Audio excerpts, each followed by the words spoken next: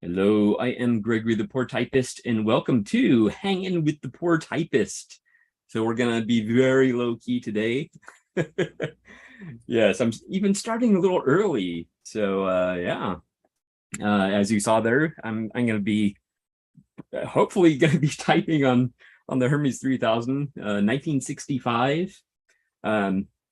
If you're new to Type Pals, these live streams, whatnot, you can find out more at typepals.com. All right, so let's get going here. Let's see. Looks like we have Roger joining us.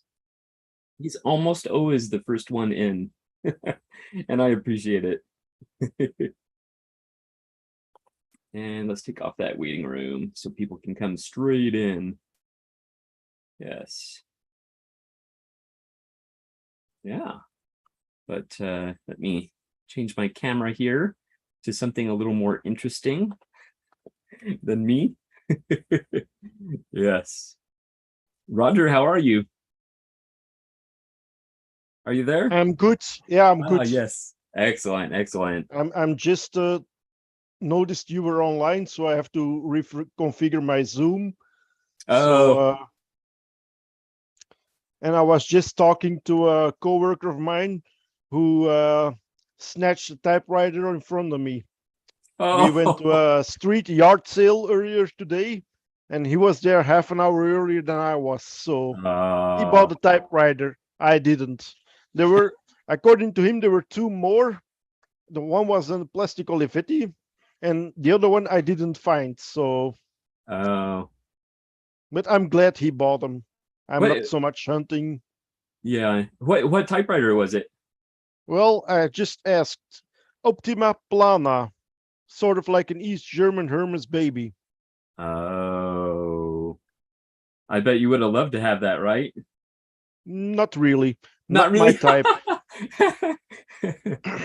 Well, it would have been nice if it was really, really cheap, but I'm going more for the American English brands. Maybe if I find a Belgian one from around up to the 50s. Oh, okay. Yeah, but I got a couple of later ones too, like the Olympias. They're in the excuse me, mid 1950s. And then I have an electric brother that my cousin used when he was in high school, and I think my niece too. And also a 1976 Olympiad, and another Olympia I found at work. So I got a couple of more modern ones. Yeah. But buying, I'm trying to get the earlier ones. Okay. So it's not too bad, and in fact it's kind of a good thing that you said it was your coworker, right? Yeah, former coworker. We used to work for General Motors together. Oh, okay, excellent, excellent, very cool. Yeah, he paid $15 for it. Wow. So it's not bad. Yeah. Yeah. The first typewriter I bought, which was a Brother Charger 11. Well, originally it was going to be $20, but it was at Salvation Army, and they were having their 60% off sale. Yeah. It ended up being $8. So, but other than that, I never see anything below, like, in person. I never see anything below, I don't know, at least $50, and that's boy, that's for like an undesirable typewriter, you know. Yeah. What is undesirable? Just the later. Usually, I'll see like this later Smith Coronas that are in these really putrid colors, like weird shades of brown and green. That it's like, why was that color ever popular? Like root beer brown or something. Actually, root beer wouldn't be too bad. I'm thinking more like something you might see come out of a baby. Well, that's all kinds of brown, going from green up to black. Yes. But I understand what you mean. Yeah. And what do you call the later models from the Smith Coronas? Um. 80s, 90s? Well, it would be like the late 70s, early 80s. Because Okay, yeah. by the time we got to the 90s, it was basically just the gray beast, I call them. So Yeah. yeah. And almost all, well, you still had the manuals, but a lot of electrics, because Oh yeah. computer was coming up and they had to compete with that. Yeah. Yeah, definitely. Yeah. So, but well, they gave me some money to buy some tools, vintage tools and stuff, and some comic books. Excellent. So, Excellent. yeah. Very cool. Hey, Bob. He has his work apron on. He means Howdy. How? Are you working hard, Bob? The usual. There's always something. There's always something. Yeah. Yeah. Working hard, having a good time, trying to figure out. I found a new place to put my computer, Oh, cool. but it may not work correctly. We're very sophisticated here in my shop. But I've got this big bright light that I really enjoy having for the machines as my eyes get older. Usually it sits there, but that'd be a terrible Yeah. thing. I think it's gonna be one of those days. Yeah. We'll see what we can do. How are you, Gregory? Good. I'm excited to just get to relax today and not have to worry about like making announcements. And I made a brief announcement at the beginning just to kind of introduce this whole concept of hanging with the poor typist, but no fancy graphics, and it's just gonna be laid back today. So Oh, yeah, we're back to where we were several months ago. That's great. I know, right? Things come full circle. Yeah, it was probably a year ago. Well, you do really good with all that. I agree. And I think there's a lot of good commercialization in that. I'm just excited you figured out how to do it. I still haven't even looked into how to do it.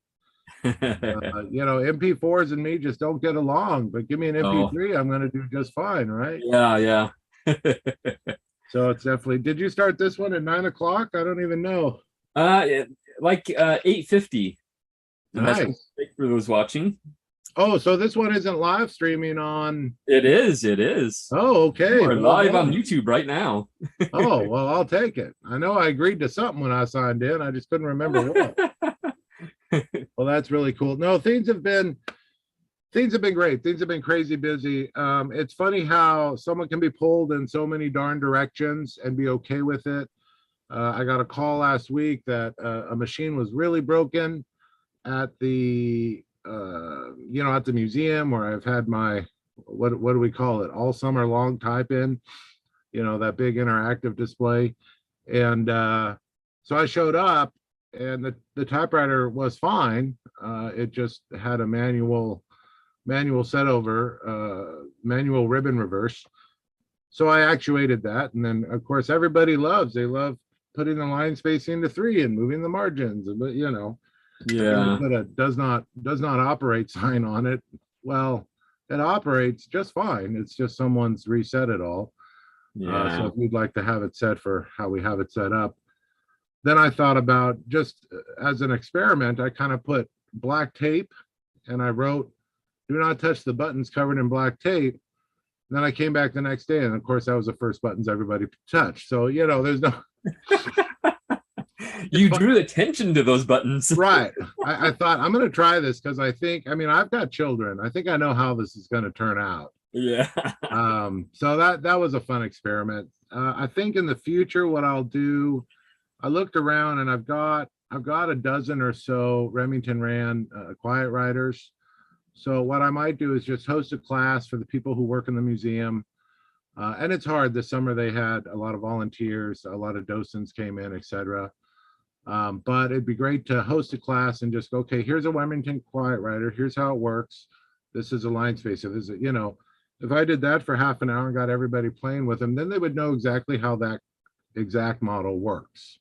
And they'd have the ability to reset them as patrons come along and just kind of move them all out of whack. Yeah. So that's been a hard one. I'm very interested, and I don't mind people touching all that. And I certainly don't mind resetting it all. The machines that I brought in were very large standards. They're very up for the Abuse, handling, if you will. Yeah. Handling, if you will, of anybody in public. And I did that on purpose. I wanted to make sure, A, it wasn't costing the museum a ton of money in repair, and B, they were okay with, not being picked up and taken out of the museum yeah. by people who wanted souvenirs. So I think the answer will be quiet riders, several of them, maybe a 6-pack. That way they have the ability to, everybody can know exactly how the machine works. Everybody can know how to reset the machine. When a client pushes a button that they don't know what it does, and the whatever, the margins go flying or whatever it may be. And that's a hard thing with the big standards. The magic margin has been there's a beautiful Royal, I think it's a 400, beautiful standard, and it's got those wonderful magic margins. And that one I ended up just taking out of circulation. I mean, it was circulation, because people just hit the magic margins and the things would go flying, and it'd be way too much. And I agree, it's people just not understanding what they're touching, and that's okay. That's the fun and excitement of it. So it's very exciting to see. There hasn't been a time when I've been in there when there isn't 30, 40 people trying to get on 6 machines. Yeah. So I have to work my way in to service the machine, and then I work around, and then I have to trade people machines. Hey, trade me machines while I service that other machine.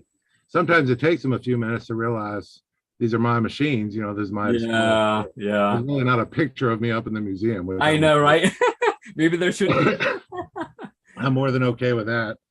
And I always wear my shirt in there that says, Typewriter Muse. But the museum's just been a ton of fun. And we had to do all that in the midst of moving the showroom. And moving the showroom wasn't so bad, as we had to remodel the new space. And we had to remodel the entire property, really. So it was kind of like one little thing affecting other things, affecting more things. And you really learn the beauty of when you rent space, for example, that space is clear. Usually it's not always clean, but you rent space to put a product in for sale, etc. You realize the value in that. So what I did, for everybody listening, is I have a large property here near downtown Riverside, and it's not so large in house size, but it's large in actual acreage, right? So it's a third of an acre, so I end up with 3 backyards compared to the next person. So right, so I moved into my mother-in-law suite in the backyard and just turned the front house into my showroom, and it's been going exceptionally well. People know how to Google Maps. My street is very hard to find, even though it's half a block off of Main Boulevard. But once people find it, there's plenty of room for parking. There's plenty of room for all the things that you need when it comes to typewriters. It's very hard to have typewriters in a downtown space because you have to carry them a block or two, and people forget that. It's very easy for me to carry typewriter several blocks, but I walk around downtown all the time. So I had to be reminded that a lot of people don't have the physical agility or build or whatever you want to call it that I do. So it's nice to have just people pull up in the driveway, walk 10 feet. They're at my door, they're in the showroom, they're in my office. So, whatever needs to be done. The typewriters are all on display. And that's been fun too. I got to rebuild a lot of displays, and I keep the displays covered all the time, which is really cool because it keeps the riverside, if you will, all of the dust that we have around here. I'm under a mountain, so we end up with this light. I don't know, what would you call it, Gregory? It's like baby powder. It's like dark brown baby powder. We end up with that sounds bad. yeah, right. We end up with this gorgeous golden California baby powder on everything that we own. If you leave something for a week or two, you're going to have this haze on it. If you leave it for a month or two, it's going to be just covered. So a lot of it's my fault for living under the Mount Rubidoux. It's a 900-foot mountain that I live under, and the wind just blows off of it and blows all the dirt onto me. I bet, yeah. But that's that's all part of the historic district that I live in. So it's been real good. The neighbors are happy, and I only have maybe a handful of customers, who come to the door a week. So it works out very well. I'm blessed in repair right now, so my backlog is good. And I had to really take the 2 weeks off to move everything around. So Gregory had mentioned us having some nice type-ins. That would be a lot of fun. I think we have the room for that. We certainly have the coffee pot for that. So that would be a lot of fun in the near and far future here in Riverside. I don't know. Yeah, Gregory, if you wanted to do like a once a month thing or a once a week thing, whatever. I've got a very large table and chairs, so probably not once a week. Yeah, right. Maybe every couple months, maybe.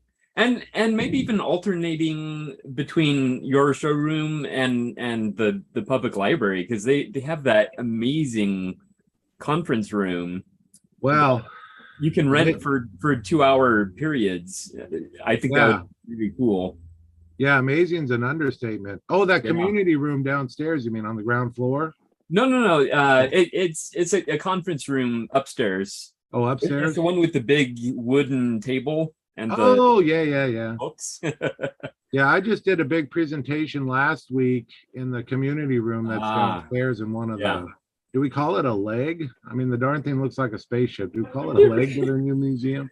It really does. Yeah, I just did a big, well, it wasn't that big, but it was basically on how to get narrating if you're an author, how audiobooks work.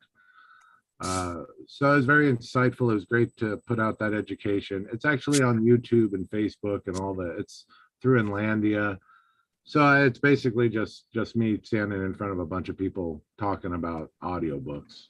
Yeah. Which is fun. I very much enjoy doing audiobooks. They take a lot of time, effort, and energy, but the pay is pretty good, all things considered. So I have no problem doing audiobooks. But it was great to give that out to the community, give that information out. Inlandia was very kind enough to host it. So the community room is always an option as well. I was excited. The bathrooms are right there. You can get in the community room and you're 10 feet from the bathrooms. Yeah. You're 10 feet from the water fountain. You're just, anywho, whatever you want to do, I'm certainly in. Cool. And I'd be excited to bring in, there we go. There's the library here. So this is one leg. Yeah. And there's an open space right here. And then this is the other leg. It's really bizarre, but it's absolutely gorgeous. Yeah, I think it works really well. And I think technically that's the back of the library, that picture. Yeah, this would be standing in the parking lot. Yeah. There's a good 100 parking spaces, maybe 80 parking spaces in that parking lot. Yeah. You still got to walk the 50 feet or whatever. Yeah. That's been on my brain lately, making sure people don't have to walk hundreds of yards. Sorry. Right? Yeah. Yeah. I've learned that my customers are either extremely young or extremely not young. Yeah. So sometimes they, so that's been a lot of fun. And then I have steps up to my porch. I have those 2 steps. And so I've had to help several people up the porch. As people get older, it seems that walking up steps is harder for people. So it's definitely been a great learning curve, but I very much enjoy having everything here. I don't have to leave. I can do all the business I want or don't want. Yeah. Here. So it's been, I haven't had the trailer out in probably a month and a half, but that's okay. So we're having a good time. Thanks. Excellent. And I put out a thing a while back where I am looking for a typewriter worker, typewriter technician position. 10 or so hours a week, just a nice part-time thing to help me with not customers units, but the units that I own and sell. So if anybody knows anybody located somewhere in Southern California, preferably Riverside, because fuel charges are extremely exorbitant right now. Oh yeah. That would be great. Let me know. Thanks for letting me share, Gregory. Of course. And as a reminder, so this is Hangin with the Poor Typist. So I'm not going to call on anyone. So feel free to jump in. If you have something to say, feel free to jump in. But hello to everybody. Anthony, Sean, Carlos, Sam, Curry, William. And we spoke to Roger earlier. So yeah. Hanging with the Poor Typist. Hey, stop that. Oh. This is my current charge. I'm at a different place once again. This is a very crazy cat. Oh. But I've been with her since a week ago Saturday now, and breaking her of some of her habits. But she's just like, she jumped on my lap. I made a sandwich and she jumped on my lap, and I immediately took her and threw her down. And I'm like, did I already eat the top of my bread sandwich? I'm looking, she's so fast. I look over on the side and she's already got it. Tomato and everything. Oh, might have to lock her up. Her name's Marbles and she's lost them all. Hey, Marbles. Meow. You lost your marbles. Yeah. Lost your marbles. So yeah. So I tried to get on last week. I had my phone and I was at a street fair kind of thing. And I couldn't find my audio or anything. And after like 3 or 4 minutes, I gave up. So okay. Hey, now she's got the butter. Lock her in. I'll be right back. Can I ask Bob a question? Bob, that Olivetti M40, was that your own or was that for a customer? Olivetti M. It was the Hispano Olivetti M40. Yeah. No, that was a customer's. How do they compare to other typewriters of that era and size? I'm really hankering after one, but I don't know what I'm getting into. It just looks fantastic, Yeah, they don't compare. They're 28 levels above anything of that time. It's got to be the most glorious monster standard I've ever typed on in my life. I'm just tearing up thinking about it. It's such a wonderful machine. I still have it here on site, but I have it covered, of course, but it's got to be the most exciting machine to type on. It's super big. You really feel it. Yeah, it's like driving a brand new Cadillac, and everything else you've ever owned is a Ford. I mean, I just can't even, it doesn't even matter how old it is. It had a lot of problems. I put a lot of time, almost 2 days, into repairing it because there's a lot of extras. They were really working hard, just like a Cadillac. They were really working hard to have all the extras, which is great, but all the systems weren't. They weren't. They weren't at the best technology. So I had to build a part for the vibrator. The vibrator alone had 3 separate adjustments just on the height of where the vibrator sits, where it moves up when the bar hits it. I mean, you name it. It was extremely complicated machine. And it wasn't, it had to be, I need to weigh it. It was really closer to 40 pounds. It actually broke my turntable. If you guys look, you can see that I had to take this originally there was a bearing system in here. I took it out and put in this 1,200 pound Lazy Susan. I was just kind of able to attach it, but the original bearing system just exploded. So this is a 1,200 pound Lazy Susan system. I usually use them for my motorcycles. I put them up on my motorcycle stands with like a 2x8, and then I can put the motorcycle up and turn it around as needed.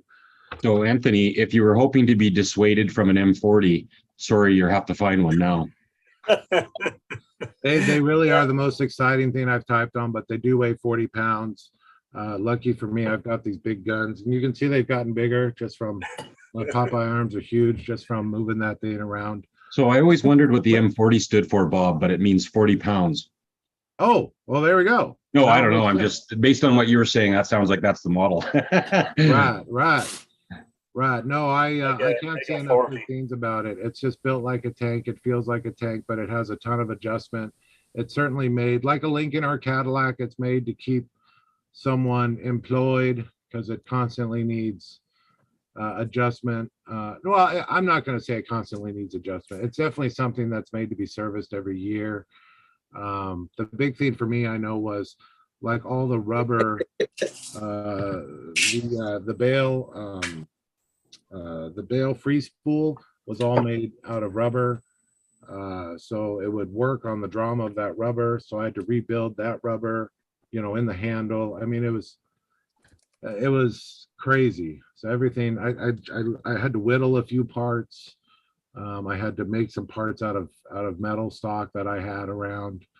It was amazing. I wish them on everybody, but just know that like a Lincoln or a Cadillac, they definitely take a little bit of repair and moving and schmoozing. And, then I had to beat it up a bit, make sure everything would be okay where I set it. Because there's just a ton of adjustments in there. But it's so worth it. They just type so well.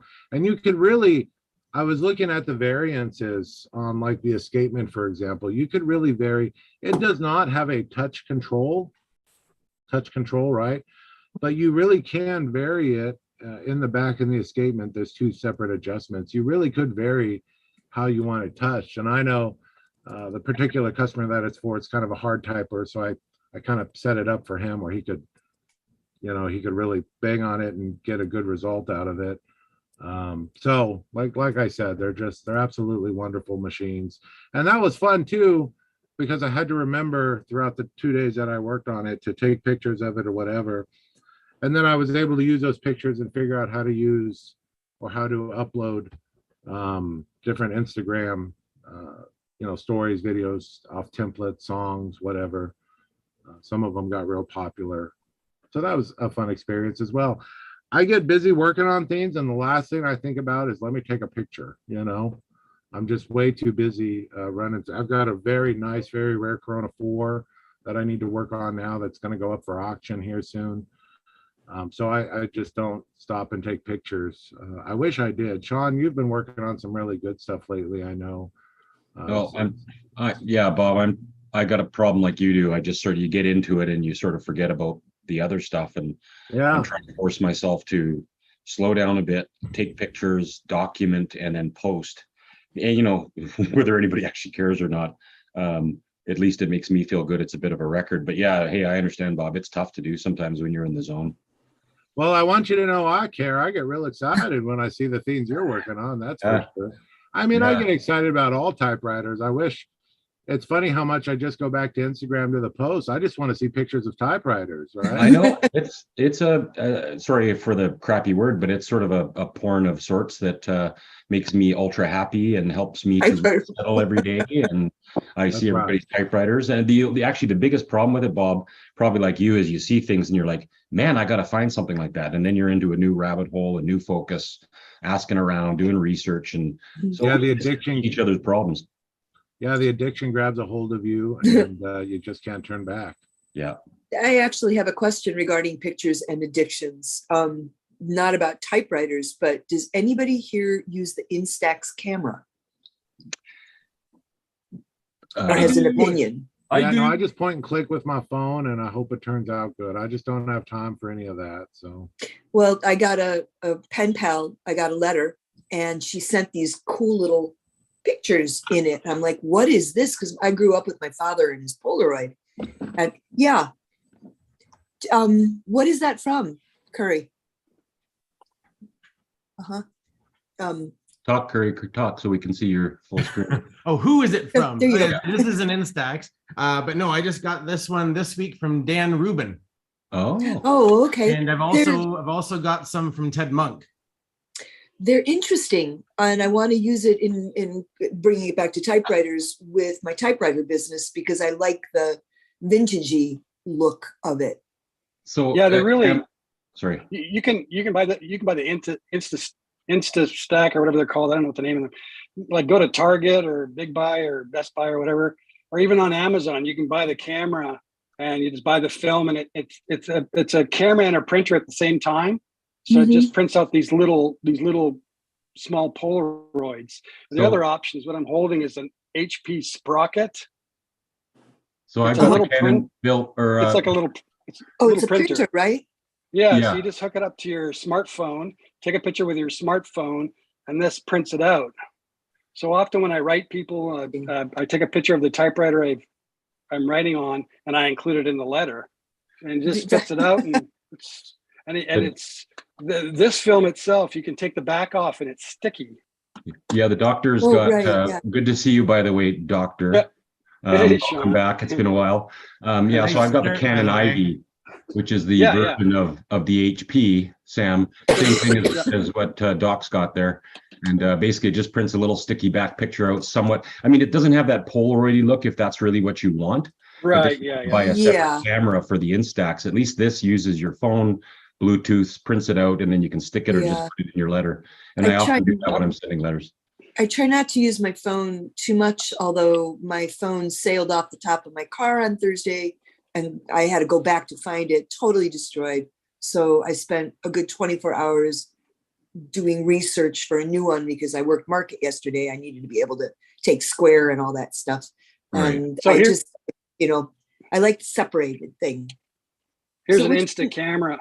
I'll even show which- you how it works. Which So I'm one going to is take a that? picture of this. This Which is just one? the Fuji film. So Oh, but I'm going which to take camera? a picture of this. Which camera is it? Which model? I don't know. It'll tell you. It's the vintagey one. You'll just have to go until you find the Those are the picture. vintage- Is it the Yeah. Mini Evo? Yeah. Mini Evo? No. Why am I blurred here? It might be the Anyways, 90, maybe. maybe. Does, Yeah, I don't does know. it do the small? Oh wait, film or the yeah, big you're ones? right. Yeah, you're right, Gregory. It's the Instax Mini 90. Yeah. It's just the vintage looking one. I just kind of like the look of it. Yeah. But they've also got the ones that me and all the 12-year-old girls have, Yeah. The pink ones with the Which- stars. which my And- wife says you and it's basically oh, let me grab it. I call them teeny boppers. Yeah, But teeny but bop. with that one, does it show you the picture on the back before you actually print it? No. None of the Instax do. It's a That's true where old I'm- school camera. That's where I'm waffling. You get what you Here's get. Yeah, here's the 12-year-old's version, and that's the film. You just put the film in, and that's the fun of it. I've never liked posing for I just kind of take a picture, and Go with it. the fun part is seeing what you get. Yeah. Like a typewriter, Sam, once you make a commitment, you'll see what comes out the other end.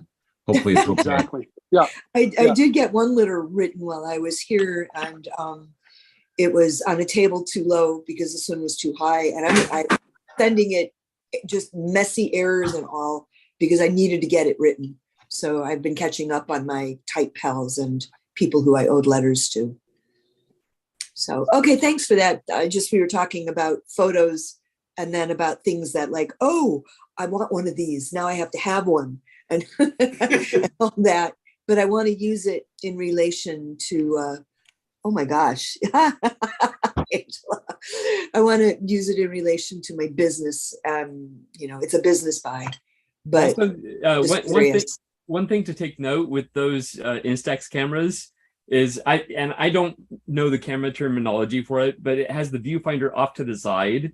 So you're Mhm. not seeing exactly what the picture is going to be. So I've run into problems with that where something ends up in the picture that I didn't want in the picture. And I was like, but Well, you that- just take another one. It's just That's $1 the per thing. shot. That's the thing with the Mini Evo.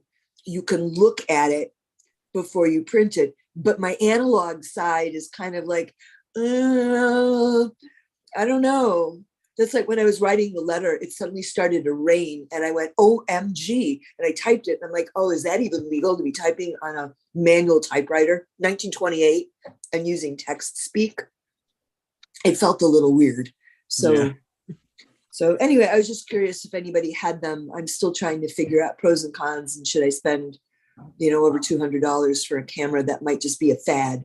Yeah. Well, honestly, there are tons. If you don't mind the slightly older versions, and I mean slightly older, they have tons of them on Shop Goodwill and Oh, good idea. probably eBay. But I mean, if you search for Fuji Instax or even just Instax, Mhm. you're gonna have pages and pages and pages of cameras.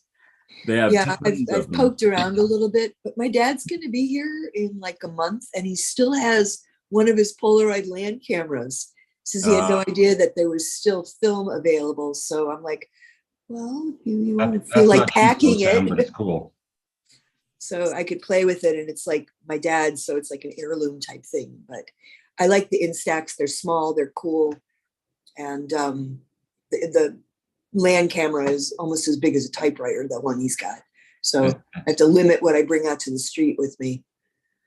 But anyway, so this is how it works with the poor typewriter chit chat thing. We can Hanging with the poor talk about it. typist. Hanging with the poor we're- typist. We're just hanging out today. Oh, Yeah. If Sean has it available, Sean has a little something of mine that I'd like him to show you. Okay, well, give me 5 minutes because Yep. I took it all apart and sold half the parts off of it. So Oh, okay. just joking. I know. Oh, I found a typewriter ring at a garage sale, Backspace, and I'm looking at it and I'm like, oh, should I just buy this so that nobody else is inspired? And I'm like, I don't even know if I want to own this. So I put it back. Oh. I wouldn't even wear it because people would be like, oh, that's a cool thing. I've got an old typewriter. I can cut it up. So I left it there. mhm. Don't want to. I don't know who Sam's iPad is. I doubt that's your actual name. Does it not have my Sam name? Bones. Sam, Oh my God. Oh, Sam- Sam Bones, or sometimes Sam, not a hipster Bones, because I live in Portland. That was a joke. Hi. okay. And I think I on can I think on Type Pals you're Sam the Girl Bones. Sam the girl Bones to make sure, because I get a lot of, the male pronouns, which in this day, especially in Portland, it could be accepted. But Yeah. no, I'm full female, girl, woman, lady. But usually just trouble if I can be, but that gets me in trouble all the time. But anyway, hi Angela. Oh, you're still on. Hello. There you are. Hi. I love the yeah. Very cool. I didn't even remember what background I had set. So when I logged on, that's just automatically what it was. Cool. Yeah, I haven't messed with any of that stuff yet. There's a monk's cat. There's a It's kitty. fun. And if your room behind you is messy, it doesn't matter. You just put your background on there. But don't you need it to be blank in back? Otherwise it's kind of sketchy. Oh, no. No? Huh. Yeah, it's come a long. I'll take it off, and then you can see my actual background. Who's gonna take it off? Woo-hoo. No, you don't have to. There you go. No, Pretty boring. Yeah, that's what it looks like, and it works like a green screen, and it just takes everything else out. I'll give it a Yeah. try. Mm, And how do you do that? If you go down to the bottom where it says stop video, there's a little arrow that points up, okay, down bottom left of your screen. And then when you click on that little arrow, it says choose virtual background. No, Who's I asking? don't have that Are you on a phone or a computer? I'm on a computer. computer.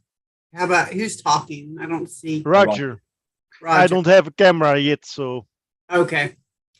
Yeah. Yeah. Maybe Use the there's a camera. fan. If you're on a computer that you can change your background. Some people, okay.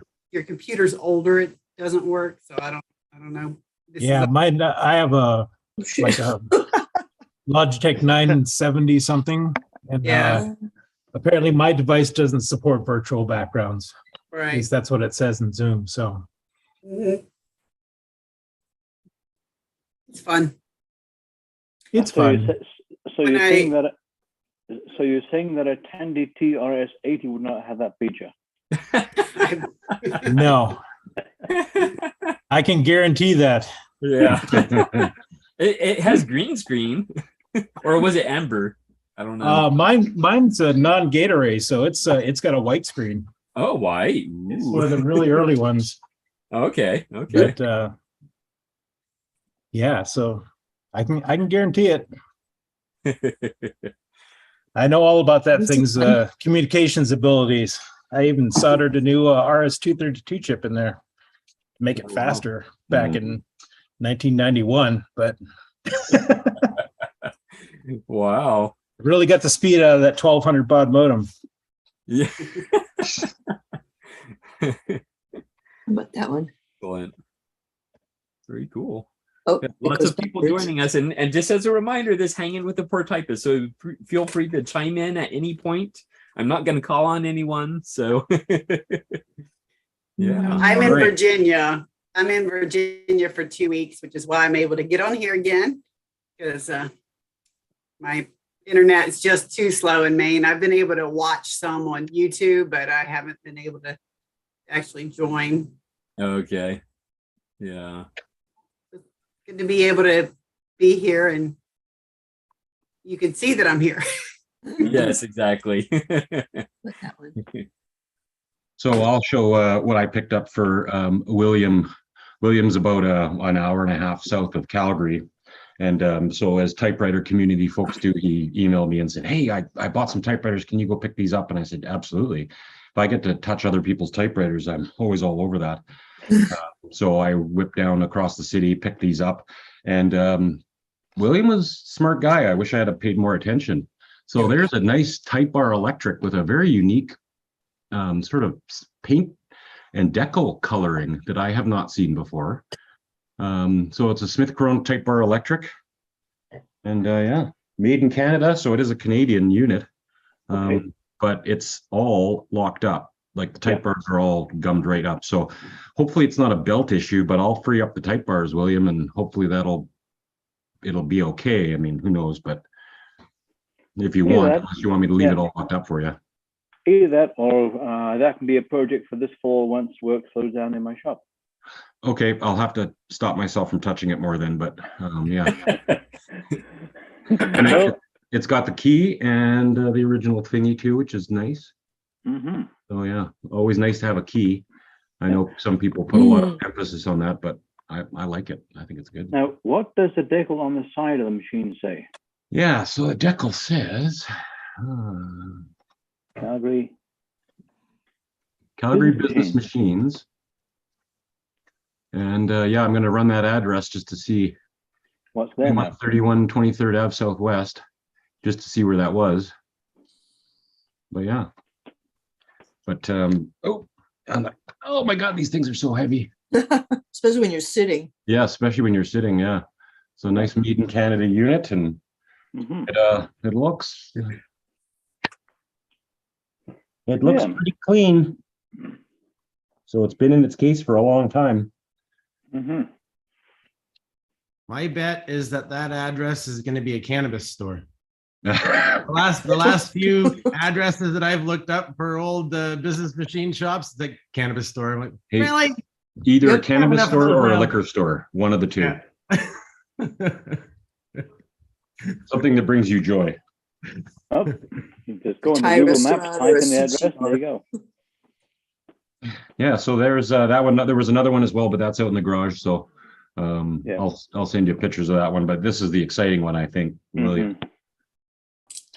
Oh, the seller was asking $250 for the electric and 80 for the sterling. So I offered him $300 for the pair, and he was selling it for somebody else, and she said that works. So yep. The only other thing, William, is it looks like the carriage return is just scraping the top of the lid a bit, so it's going to need to be adjusted. A bit more bent than it should be. Yeah. So other than that, though, I mean, other than who knows, but looks pretty darn good. But that one looks like the pressed steel one, which is then chrome, so she'll be able to straighten fairly easily. As opposed to the cast aluminum one. I will, yes, I'll let you find out and let me know how it goes. Yep. That way, if it breaks, we can just talk about it after you do it, not me. There you go. That works for me. Yeah. So there's William's new typewriter.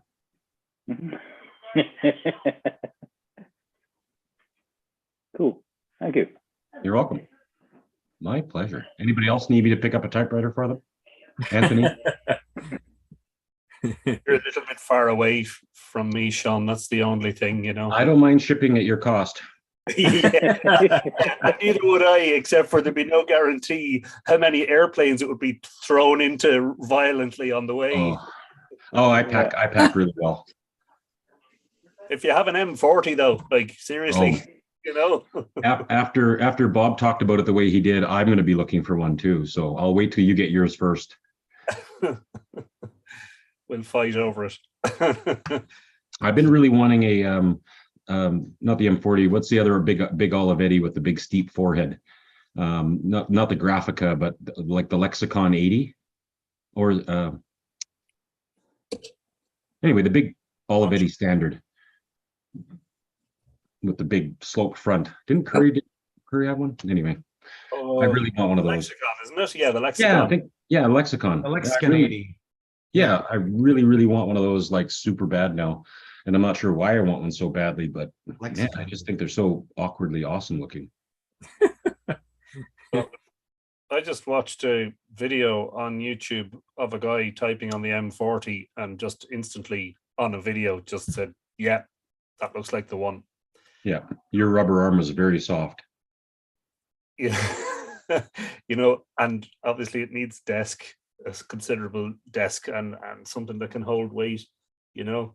And I just thought, if you only had one, you know, from now until the rest of time, what would it be? You know, something that just, as you say, it would be like a, you know, a Cadillac, or I think that was Bob that said that, you know, just the absolute top, or the apex of, you know, the engineering of these things, something that's just a pure joy to use from the beginning of the day to the end of the day, that just never gets moved off the desk, you know.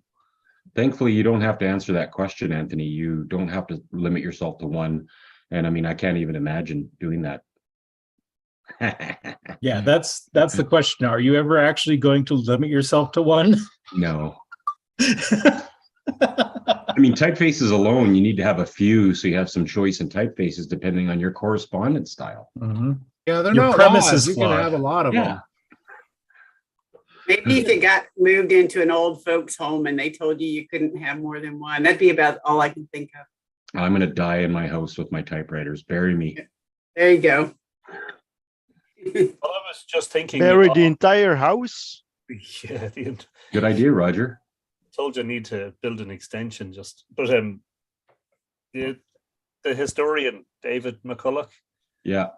You know, didn't he pass away in the past week or so? Yeah, just last week. A lot of commentary on the social media about the fact that he purchased a secondhand typewriter, which was a Royal KMM, I think. Yeah. Dating from 1941, was it? And he bought it in 1964 for $25. Yeah, and then he used that same one that whole time. Written every single word of every book on that one typewriter for his entire writing career. And I said, that's what I want. Something that will just sit there and never, you know. Of course. Yeah, sometimes a typewriter picks a user, that's for sure. Yeah. That was a really good one. I just loved all his work because everything started with American. And it worked really well. I know sometimes people would search his books and come up with my book being called American Roadrunner, but he had like American Frontier and American, you know, everything was American. I really enjoyed that. Bob, you did a thing with Typespace last year or the year before. Didn't you do a thing? I wasn't vaccinated and I wasn't allowed to attend. I was so bummed. That was back like 2 years ago or a year ago. Yeah. No, that was a lot of fun. And I hope in the future to do a bit more of that. I know Joe Van Cleve is coming to town here sometime in the early part of next year.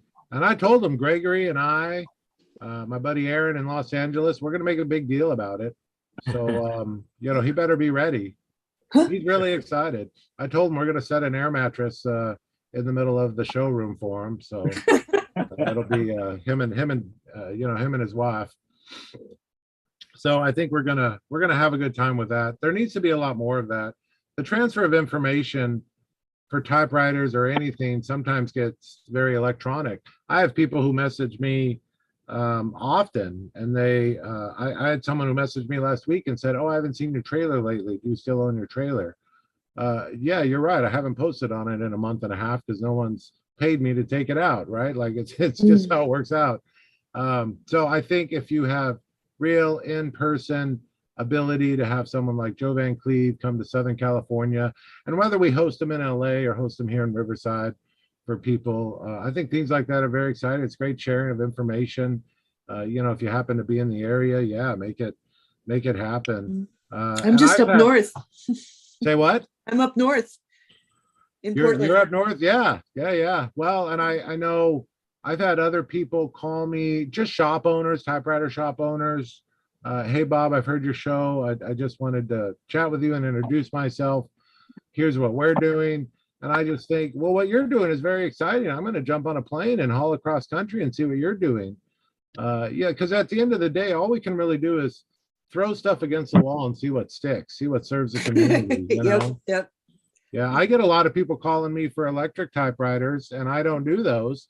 But there's a guy 4 miles down the freeway that does. So I've got a stack of his cards, and I just hand out his cards half the time. Maybe people call me for electric typewriter work. So it's funny about the thing about throwing something on a wall and just stick. As of 2 days ago, it's been an official year since I took a fall camping and broke my ribs and couldn't work my Saturday market because there's no way I could load up, load down. It's a market. Yeah. And I had just bought like 2 typewriters and I was still looking around at a third one. I'm like, well, I have this idea about the poetry thing and going to the street. And I don't know if it's going to work, but I can throw it in my cart and slowly walk over there and, stuck a table there and a chair and sat down with the typewriter. And 5 minutes later, some guy comes up, says, "What are you doing?" "Oh, I'm writing poetry." He says, "I would like one." And I froze mentally because I'd never done it before. So it was the throw it on the wall and see if it sticks. And that has brought me to all of you, or you to all of me, one way or the other. And I'm trying to work it as an actual business, like Amy Probst and Katie Federley and several other people are doing. And it's working for a lot of people. And, hopefully in another year or so, I'll be able to go mobile. And I just want to put all the henna stuff away and grab, a couple typewriters and kind of go across the country and do that sort of thing like everybody else is doing and see if I can make my way. It's definitely a learning curve. I don't know poetry. People will ask me for poems and I go, sure, roses are red, violets are blue. That's all it is. How about you? And I just hand it to them and go, yeah, no, of course there's no chart. I think they were just excited to watch me touch type, maybe. I don't know. So many different points in a person's psyche. The old typewriter. Oh, I used to have one of those. Oh, are you a touch typist? Oh yeah, I'd like a poem. Here's my theme. And I remind them that this poem is for you and you only. And it's not Nike. It's not something you buy at Target. You are the only person in this entire world to have this personal, one-of-a-kind poem. And they love it. And I'm no poet. I mean, I have a way with words. And I've always liked, I'm an English language. I'm a language person. You throw a couple of math. I can't play chess because I can't think any further than 3 moves ahead. I don't have that ability. But for English and Spanish, I love the languages. And so it's a joy for me to be out there. It's a thrill. And that people are, handing me $20, $30 to do it for the experience. Yeah. And you, if that's what you enjoy, that's definitely what you need to do. And that's been fun too. It's kind of like community service in a way. Yeah, you're right. We're very fortunate to have Brian Mahoney around here. He's one heck of a poet typist. So we just kind of refer everything to him. The typing pint is his monogram, but yeah, I've seen his thing before. Yeah. Oh yeah. And we've gone to events and I've called him going, "Hey, I've got this event." He's like, I don't even think I have a typewriter. I'm like, "Dude, I got tons of typewriters. Come borrow them." So he just uses some of mine. The haikuists are the same way. The haikuists are real popular and I've done events with them, and sure enough, they all need typewriters. So I get it. Or they need something repaired, or they need a new ribbon, or they need, well, that's what I specialize in. Let me do this for you. And in the meantime, make good art. No, I'm definitely an author. I like to write books. I'm in it for the long game. I have so much respect for anybody who can do anything that looks, sounds like poetry. Good for you. It's words. I'm working on more abstract rather than, I was a singing telegram, and they'd say, all right, here's this, here's that. They would like you to address these 3 subjects, and I would make something up. And so I can do rhyming stuff pretty quick, but that gets kind of old, and it can be really silly when someone comes up to you and they're like, I'm having a really hard time. Can you tell me how to find happiness in this world of despair? And you're like, sure, go like 15 minutes. I need a little more time. And I try to impart a positive message, but nothing hallmarky if I can help it. Sure. And I had a lady cry last day. I had a lady cry in front of me. She says, I want a poem about fairies. And I wish she actually Instagrammed it to me because I forgot what it was. And I liked it. And then another guy wanted a poem about something. And it was funny. He Venmo'd me. And then I finally looked, he Venmo'd me $2. I'm like, you couldn't just have, you didn't have $2 in cash. But that's okay, because for every person, people hand me $20-$30. So someone who says, I want a poem, but I don't have any money, I'm like, what's your theme? Let's do it. Well, you're right. It all goes up and goes down. I've noticed too, well, the whole cash versus card thing is a whole other subject. But I think anytime you can get the typewriter out in public, and it's a relationship people can build with the typewriter, the same way people will build relationships with artists or paints or water. I've got a beautiful watercolor of my daughter when she was 8 or 9 that they did at Knott's Berry Farm, and I hang it in my hallway. I think it's wonderful. I appreciate it's like Knott's Berry Farm watercolor, but I can tell you I like watercolor because that's my relationship with watercolor. I think Curry just did a type in. Did he walk away? It'd be neat to hear about his type in. I know he had a lot of publicity on it. But you're right. It's getting the typewriters out into the public and getting them in front of people, and that's been a hard shtick for me. I really am a mechanical person more than a people person from time to time. So that can be hard. People expect me to be a salesman of sorts, if you will, but I'm not. I'm not a salesman at all. I really prefer the mechanical side of anything. So a typewriter will sell itself too.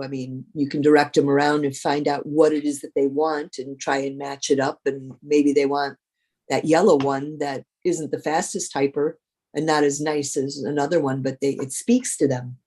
Exactly. Oh, exactly. And that's a benefit. People think it's very nice of me to bring my typewriters out and let people play with them. What they don't understand is they're exercising them for me so I don't have to, and keep them going. Well, it's a win-win. That's how I look at it. There's nothing worse than a typewriter that sits for a month and doesn't do anything. So I think right now I've got about 20 machines up for sale. So I have to go through every week and exercise them. And my son and whoever else is around, we end up with exercising parties, basically, just trying to keep the typewriters going. And I've heard that from several people too.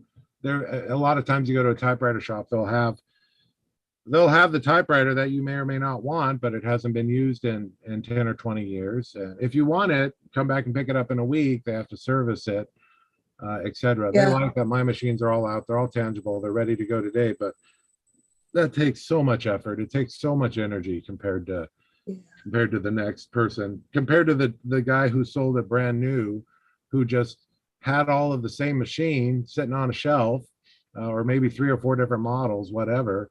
So he knew the machines in and out, and the customer had the ability to play with them and then take them home because they were brand spanking new, right? Oh, that would have been quite a business back then. And nice platens. Nice rubbery platens. Right. Everything black rubber. Well, that's what Typespace is trying to do with all the typewriters, that you can walk in and pull any typewriter down and play with it. So. Yeah, you're right. And it's a good one. And I just give him I give Tony so much credit for the business that he's doing. I'm so thankful for all the feet that he's doing. I just put in a big order with him for feet. All this up here, all this backstock that I'm pointing at in the background, these are all my feet. These are all the feet that Tony's been able to make for me. Yep. And I sat down for several hours a few weeks ago and just finally categorized them all. And then they sit above my lathe, you know. So this is all my rubber supply and everything I do with my lathe and platen work. But it's so nice to be able to order it, have it, stock it. I don't have to wait. I've got this Corona 4 sitting in front of me. It needs feet. I know they're over here somewhere. So it's such a win-win. I'm so thankful for Tony and everything that he's doing for the typewriter community. Feet used to be a big deal. People bring me their machines and I work very hard to get them back to them within a month. So yeah, I'm still trying to get the feet, some nice feet to send to him for that Royal Portable that I still haven't been able to get feet for. And yeah, there's a guy on eBay selling them, but I don't think they'll fit mine still. Yeah, so, the Royal Port, they really move their feet around every handful of years. And so it's hard to, some of them are different too. The back feet and front feet are different. You're like, what the heck were these people thinking? I've had to carve feet to make them work, you know? Yep. So yeah, so I'm very thankful for Tony, his vision, his ideas are great. If I was a traveling man, I suspect I'd move up there and work for him. But well, I've been apprenticing there with him, although I've needed to take the last few months off. But again, it's hard. He'll tell me something, but he won't be really direct. And then I'll get there. He goes, "Why did you take that apart? I told you to do this." I go, "I heard what you said, and I think I did it." So I said, next time I start again, you're going to tell me something, and then I'm going to repeat it back to you and make sure that there's no breakdown in communication on that. Yeah, that is hard. Everybody learns differently. And I have an apprentice right now, but I went to college with him. So we know that we're good friends like that.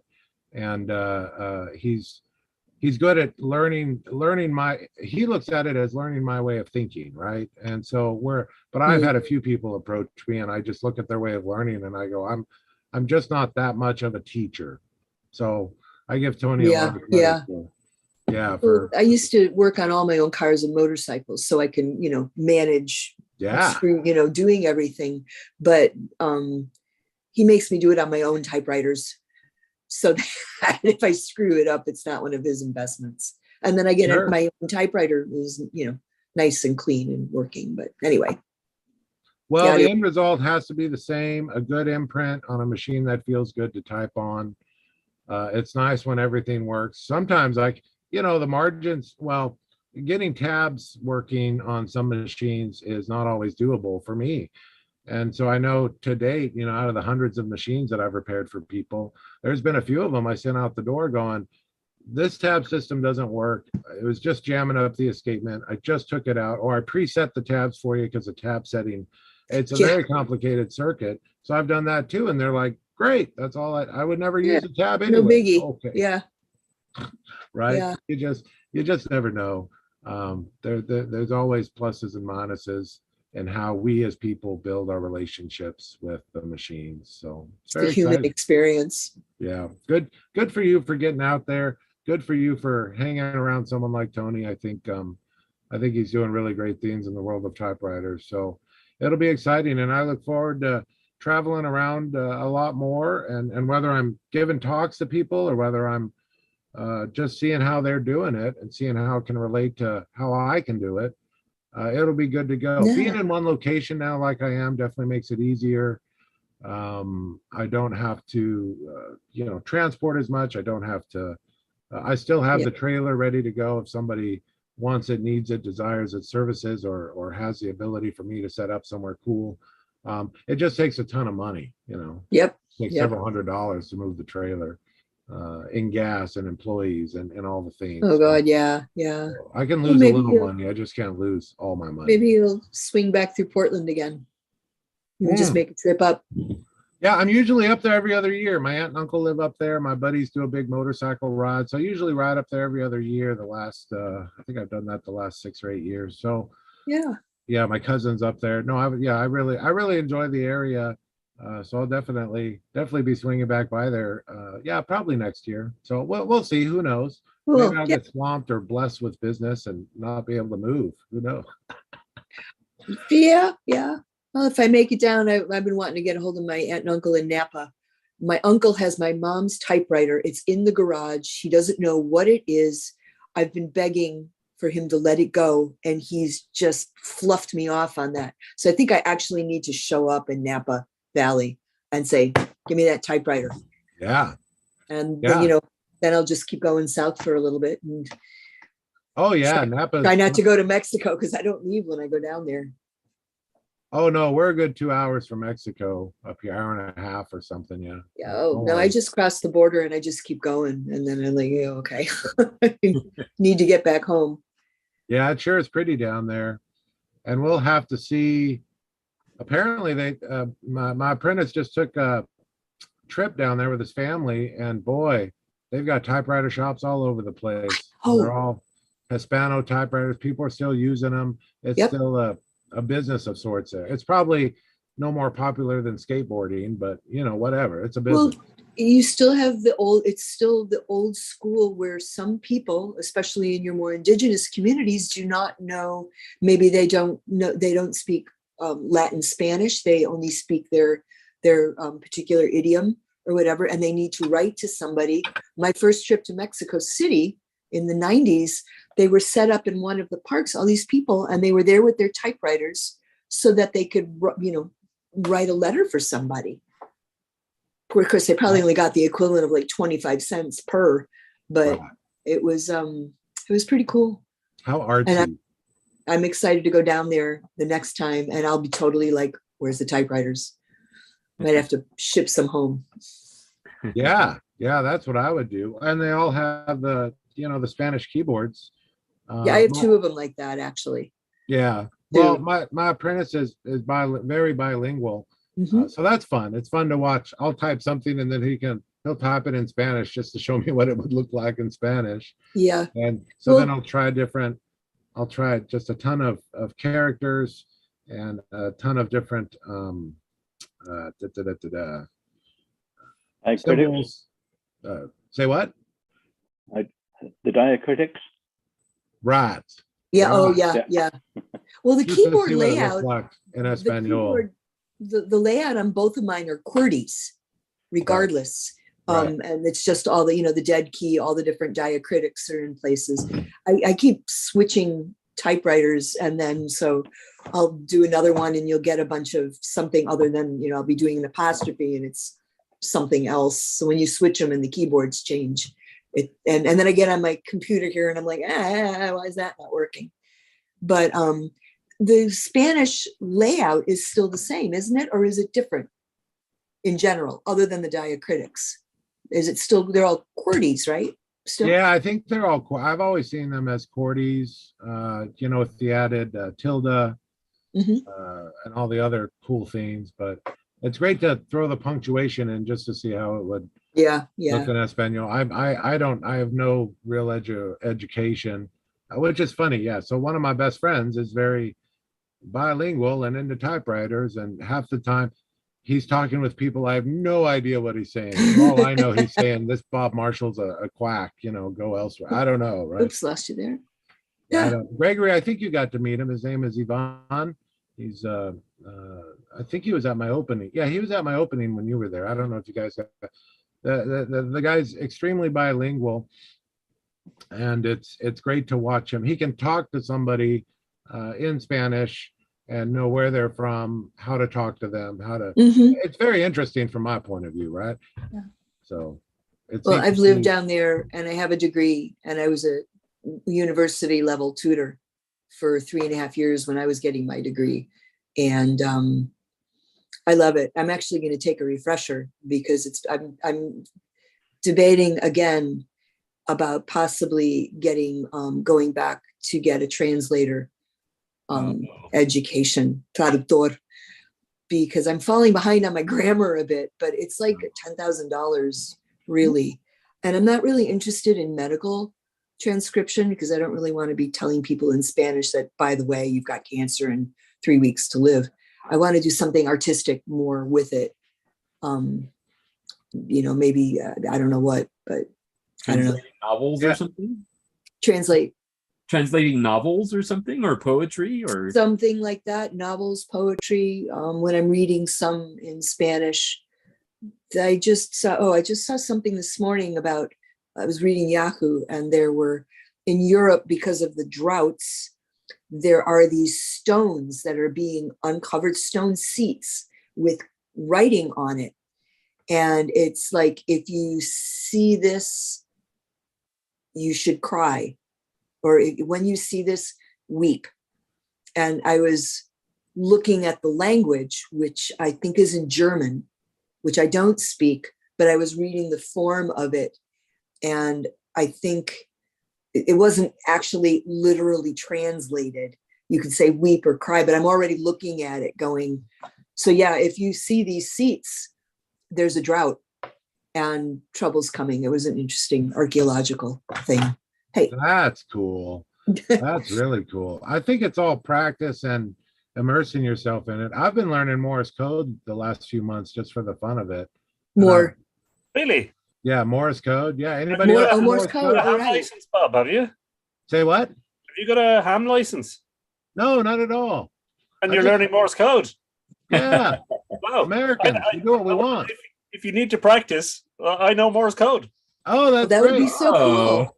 I can send and receive Morse code, well, probably at about 15 words a minute. Not very fast, but yeah, at 15 words a minute. I found a guy who puts out the daily news in a podcast, and he'll slow it down to 15 words per minute, which I can. The punctuation still throws me off when he throws in. I haven't gotten all that right, but for the most part, I can sit there on a typewriter and decipher, what he's trying to write out. Whatever, it's super nerdy but fun. A new skill, right? So well, look, in our house, nerdy is like a badge of honor. It's like, yeah, I'm a nerd and proud.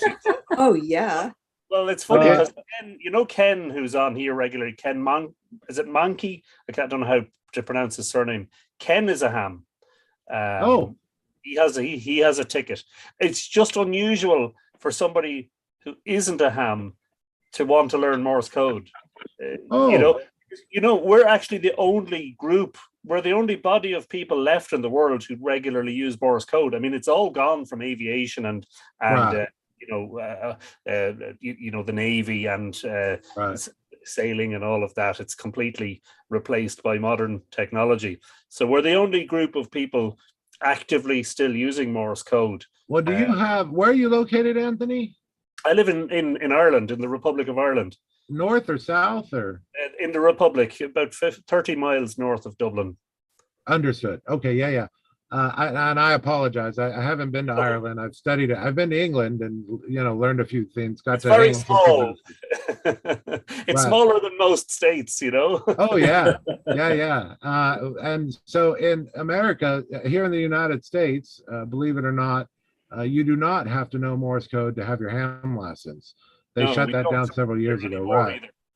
Either. Yeah. So, and I don't. Ham is really cool, and I'm just working with the one key as far as learning it, and I just thought it was something fun my son and I can do. So I'll type them, like I've typed the letters in Morse code, and I realized just how much it annoys his mother, my girlfriend, etc. They get very annoyed that they can't read what we're saying to each other.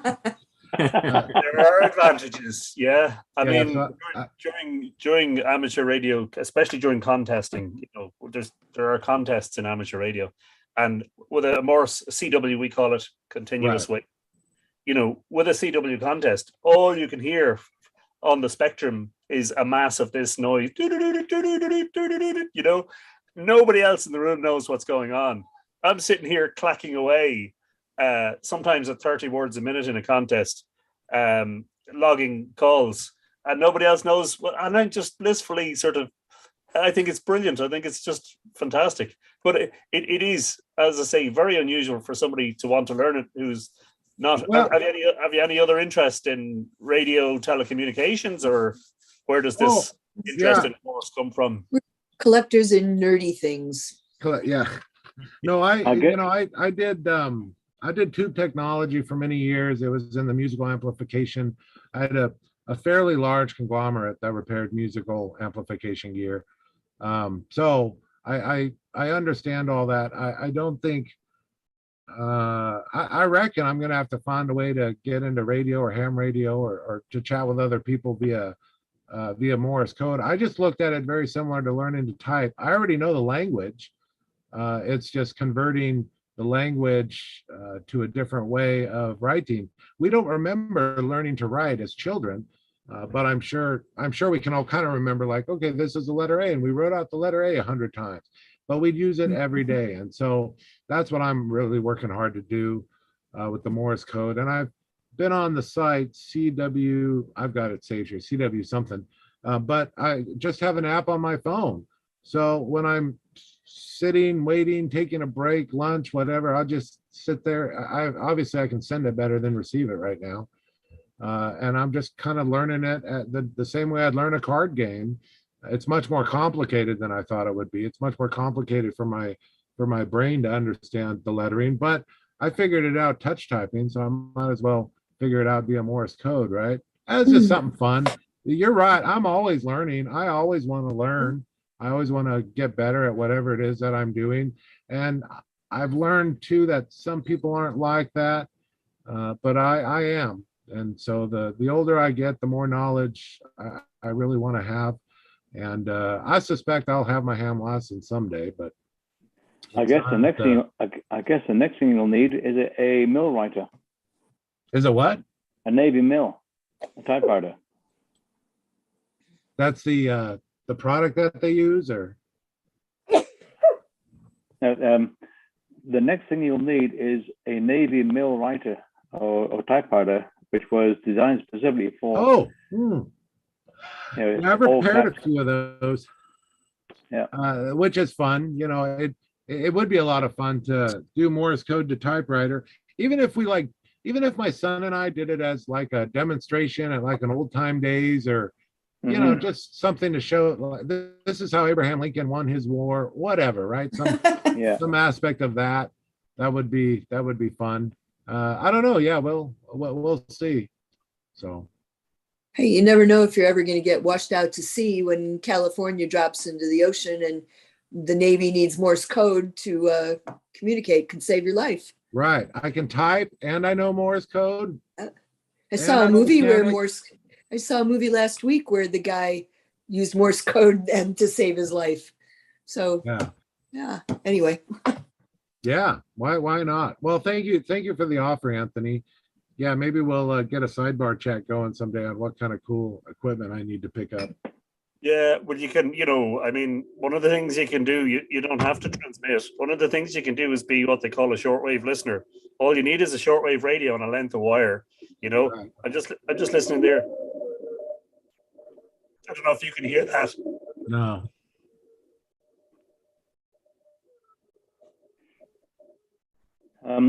Anthony, there's a Morse contest there on 14 megahertz right now. It's fascinating, but you can listen without ever getting a ticket. And the fact that you're learning Morse code, you obviously have some sort of an aptitude for it. So, yeah. Yeah. Well, I learned, law enforcement radio chatter. So I learned a bit of that. Well, I have to for work, right? So, I used to off-road for a living, so I had a radio. I had the comm in my truck all the time, so all I would do is listen to law enforcement chatter. So you pick up on it. So no, you're right. The more you listen to it, the more practice you have, the more you're used to it. So. And we had to learn the international phonetic alphabet as part of ground school. It's amazing how many people actually do know the phonetic alphabet, even though, most people don't have a necessity for it, Yeah. And I find, when you're spelling names and addresses on the phone in particular, I find I'm using it, A for alpha, whereas they might say A for Adam or A for Apple, I always say Alpha, Bravo, Charlie, Delta, Echo, Yeah. But there are alternatives in ham radio. We regularly use alternatives. So instead of Zulu for Z, you'll often hear Zanzibar, or instead of Romeo or you'll hear radio. et cetera, et cetera. You know. You know, law enforcement does that too. They'll move it around. I have it up at work. I have it up on because I'm on the phone a lot, chatting with customer service, and I get or whatever. I've got to give them some long serial number, so I'll use it. But I have it. I cheat, right? I have it up on the board at work next to my phone. So. Well, you can't cheat with Morse code. You That's can right. actually. You can get, of course, you can get decoders. Right. And some radios have the decoders built in, but you need the signal to be quite strong for the decoders to work accurately. And actually, the biggest thing about Morse code in terms of learning it is learning to listen, not to send. As you said yourself, the sending is always easier than the copying. Yeah. And the copying tends to be, in most cases, most hams I know would admit that they can send quite a lot faster than they can receive, you know? Yeah. Big time. That's what I've been learning. So I spend a lot of time. I'm glad this guy has this podcast. His world news is a little far left, but that's okay. You know, it's great to hear someone putting out Morse code over my phone on a podcast, and I can just tap it out, type it out, if you will. Well, actually, it strikes me that there's a few things from today's Zoom meeting that are really encouraging, right? Let me try and sort of recall all of these things for a moment.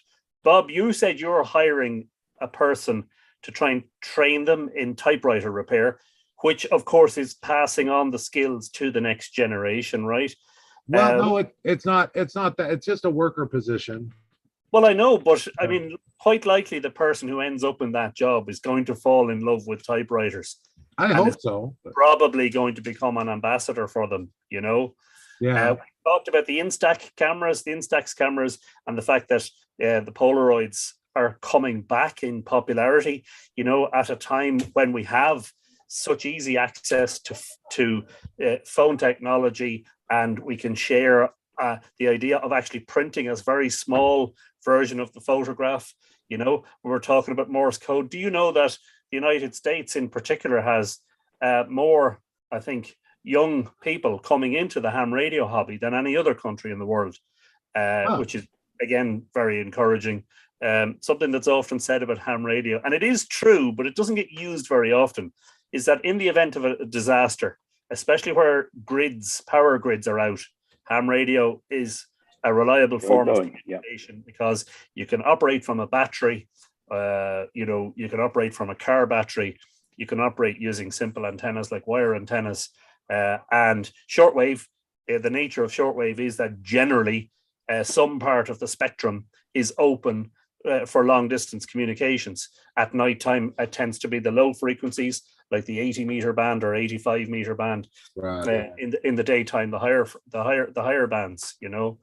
But yeah, so we're all just a bunch of old-fashioned nerds sticking to 50 and 60-year-old technology, hoping that it's going to make a sudden substantial resurgence, and that we're going to look like the cool guys any moment now.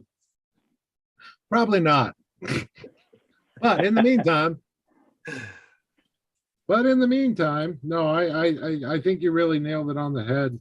It's okay, you know, it's okay to have different hobbies and interests. And I just looked at it a few months ago and I thought, this is really cool and I'd really like to get into this. And what does it really take to get into it? So I've learned it takes a lot more than I thought, but that's okay. It gives me something to do when I'm, not that I'm bored often, but you know, if I'm sitting around for 5 or 10 minutes waiting for something, I can just receive some Morse code and do my best to decipher it, translate it, whatever you want to say. So, something fun. Yeah, the worker position, I usually have workers. I've had a few of them. I literally just have them cleaning typewriters. It's a messy job. Sometimes it's just wet cleaning. Sometimes I tell them it's toothbrush and Q-tips all day long. That's what you're going to be doing. And you know, working with the chemicals. And they've been real happy to do it. I had a guy who was really good. He lived a little far though, and the math just didn't work out as far as his gas consumption. And another guy, he was young, he was really good. He did not show up. And after 2 times of not showing up, I just said thanks, but no thanks. So I think I think it pays well. I think it pays a lot better than the next minimum wage job. So there's no reason not to, but you're really getting paid to play with typewriters. And I tell them, just turn a book on or turn some music on, put your earphones in, and start scrubbing. So that's kind of how the whole idea. I would like in the future to for there to be some type of school for people like me, where I was 7 or 8 years ago with typewriters. But we'll see. To be able to repair everything you need to repair on a typewriter all by yourself with all the different makes and models is definitely a challenge, and definitely at mechanics level, if you will. So. Well, I find likely sorry. turn them off. Sorry, What William, now? go ahead. I'm dominating the conversation too much. Yeah. You go ahead. I find very much the same sort of thing in my shop, because there are so many different makes and models of lawn and garden equipment, and each manufacturer has their own design.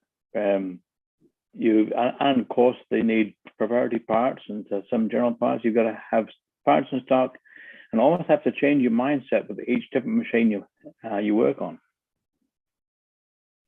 Yep. Yeah, it's definitely a lot, and I've just had to relate it down to this part is metal, this part is this type of metal, this part is painted metal, this part is rubber, and there's metal in there. And how, that's just how I break it down. It has nothing to do that this is a back roller for Corona. I don't care. I just know it's rubber around metal. So yeah. I have to either find this rubber or turn this rubber down. So I'll figure it out. So.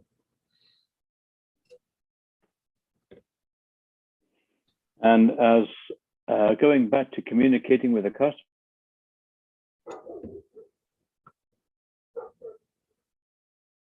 Oh no, William froze. Yeah, he froze. It must be cold there. Darn it. Are you back, William? I think so. I guess I just froze. When a customer brings a machine in, he or she tells me what they want, so I type it on my laptop, get them to read the service request, and is that what you want? Yes, it is. Okay, I'll do it then. Makes sense. Makes sense. And then if there's an issue, that's where I find texting really handy. Text customer, I run into this problem. Do you want me to fix this now, or leave it so you can look at it later, or just scrap the whole machine? Yeah. Yep. Well, oh, did I freeze? Oh no, I didn't freeze. No, you're still there. I've been it took me a while to figure out that people don't always know what they want in the world of typewriters because they're so unfamiliar with them. Mm-hmm. Almost every customer who picks up a machine from me, I need to give them a 10-minute tutorial, and then they usually end up calling me back on how something works.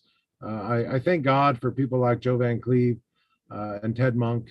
I point a lot of people to those resources. You don't even understand how much time, effort, and energy and finances you save me, Ted. I mean, I can just tell someone, oh, if you need that, there's this guy named Monk. He's put it out. There's this guy named Joe. He's put this out, whatever, right? So, and then the people can dive a bit more in and kind of get into it. I think that's a lucky thing about this business. I know I was talking with Bill over at Bill Walt. What's Basic Typewriter Exchange. Thank you, the Typewriter Exchange. And he just said this is the best time in the world to be into typewriters because people just aren't as picky. They may not even know what they want. So I have to take on that responsibility of me understanding that this is what a customer may or may not want in a machine. This is how it should feel. And it's no different than when I worked on guitars. Guitars were the same way. People weren't very good guitar players, and they'd say, well, here, set up my guitar so I can play it. And they didn't know. So I'd get to figure out what they wanted. I'd sit them down with the guitar, have them play a bit for me. And I'd go, okay, now I know how to set up this other guitar for you, and we'll get it going, right? So it's really the same as guitars to me. That's how I approach it. You are being a shepherd to your flock. To the best of my ability. Yeah. Well said. Well said. By the way, Ted, I finally mailed the package to you on Friday. Oh, finally! I've been waiting for it. Oh man! I got. Oh wait. And Michael went away. McMichael. Let's see. Neil McMichael. That's it. Neil McMichael went away, but I got his CD and letter and sent that off, and oh, cool. got one from Brian, and his sent off two to him this week because I actually sent, because he said that he was writing me a letter on the last TCL. I went ahead and wrote him a letter, and I put my letter to him in the mailbox and opened up my mailbox, and he got a letter from him, so I had to reply to that again the next day. So nice. He got two for the price of one. Well, there is actually going to be a second one on the way to you. Just pretty much just a letter, but it's part two because there was something I wanted to include in the package that was not wise to include with an audio tape. So it's sending me magnets, huh? Yes. It's new Type Pals swag. So I see. Yeah. And I didn't want to take any chance, even though, yeah, I'm sure it's a weak magnet, but still, yeah. Yes, you don't erase the tapes. Yeah. Wanted to show off the CD I got from Brian. Good. Oh, cool.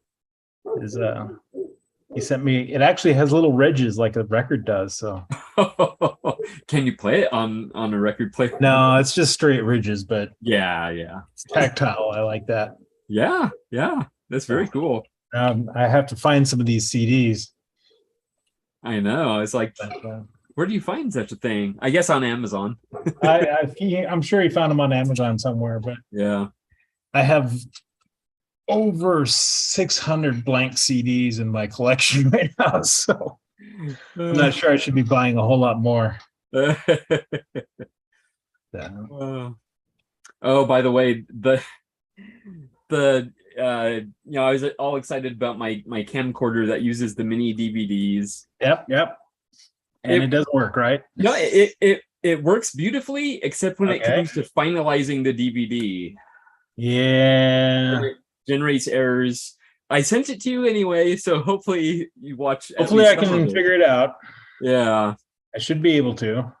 Yeah, because it has the VOB files on there, so but even those might be corrupt because I tried bringing it up on my Monk branded Dell computer, and it didn't work. Even just the files on there had. Oh, you couldn't copy them or anything? Yeah. Well, we'll see. But you should be at least able to see some of it. So it will be a challenge. I will accept the challenge. Excellent. But there's other goodies in there as well. So yeah. Okay. Can you hear my speakers on the microphone when I've got it set up this way? No. Oh, okay. Good. I'll just do that then. I don't have to wear my headphones. Yeah. I think Zoom is pretty good about canceling out outside sounds. So yeah. All right. That alleviates one of my worries. You're on a PC or you're running Linux or? Right now I'm on a PC running Windows 10. Oh, okay. Because I had to run something that needed Windows. Okay. Is it a dual boot system? It has several hard drives in it that I can boot from, depending on what I want, what flavor of operating system I want at any given time. Exactly. Yeah. Yeah. My brothers and I always had fun making dual boot systems, and yeah. I'm not even sure that like Linux and Windows like to live together on like the same drive, so I don't do that. I just make a different drive for every operating system. Yeah, we did partitions, and so essentially it considers it as different drives, but I forget the order now, but it works best if you install it in a certain way. Usually Windows first, then Linux. Okay. Because then you have Grub that handles the boot. Yes. Sector loading. Exactly. Yes. So there's that. Supposedly it works. I haven't used that kind of boot system for years and years because it didn't work. It didn't used to work very well, so I lost faith in Yeah. Do you have a favorite flavor of Linux? In my heart, I like MX and Antix. Right now, I've got a few machines running Antix 17 and MX 19. Oh, okay. But then on this machine, the other drive in here has Linux Mint 20 on it. So for stuff that it's on my more modern machine, I like to use something like that. Like those old other machines are like 10 years old. So okay, I like to have a pretty lightweight operating system on them. Yeah. Have you ever used any of the micro ones? Like, what is it? Puppy Linux? I have DSL, damn small Linux. Yeah. On a Pentium 4 from like 2003. Oh, wow.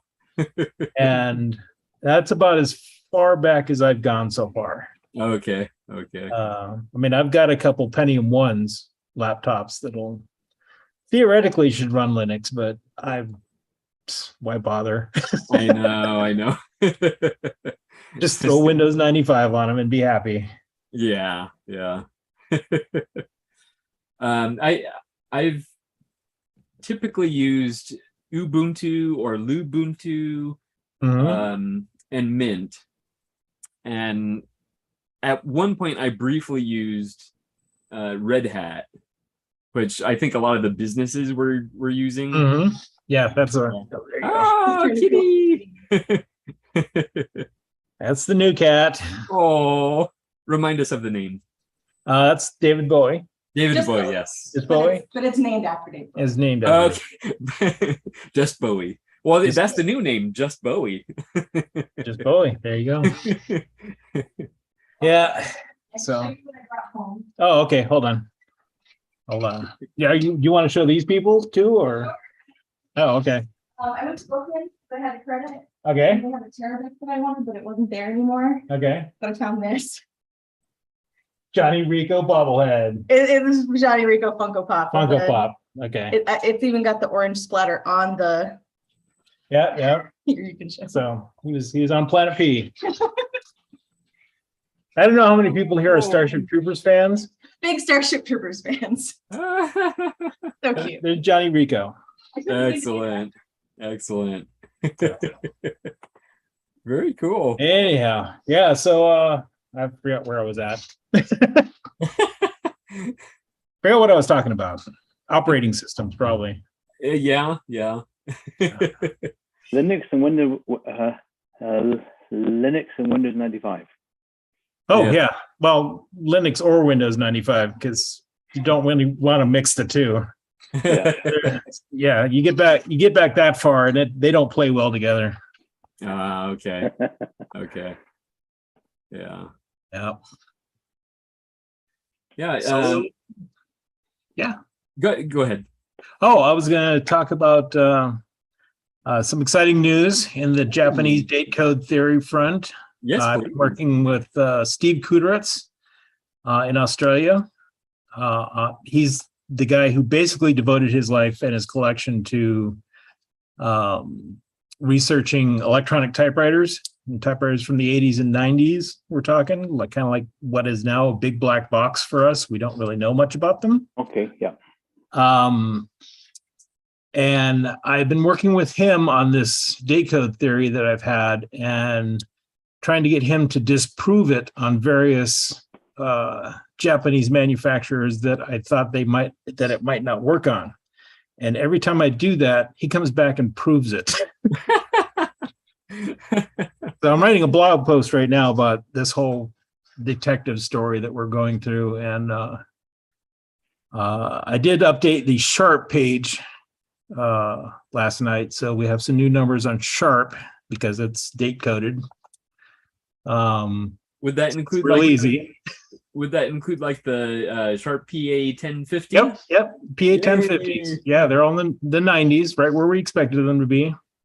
Excellent. He's able to go through his collection of not only the examples in the typewriter database, but he has, he collects serial numbers and pictures of machines himself because he's doing this research, and he has dealer catalogs from the 80s and 90s for these electronic typewriters, so we know when, what 3 or 4 year date range we should expect these models to be in.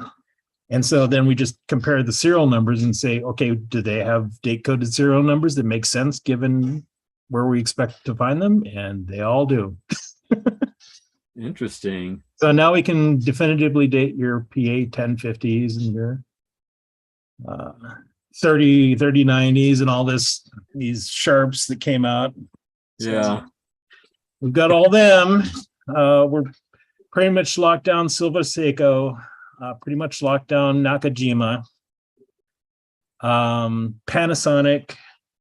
Right now I have him banging his head on Canon, which I think is probably the odd man out, but he might be able to prove that it isn't. So that could be we're still awaiting those results, but okay. Good we're work, basically Dr. Monk. going manufacturer by manufacturer and checking against the period advertising and the dealer catalogs to see if what we think about this date code theory makes sense given the information he has. And so far it's checking out. It's gonna basically shed light on all of these machines from the 80s and 90s that we didn't know anything about before. So Yeah. it's going to be an exciting update. Yeah.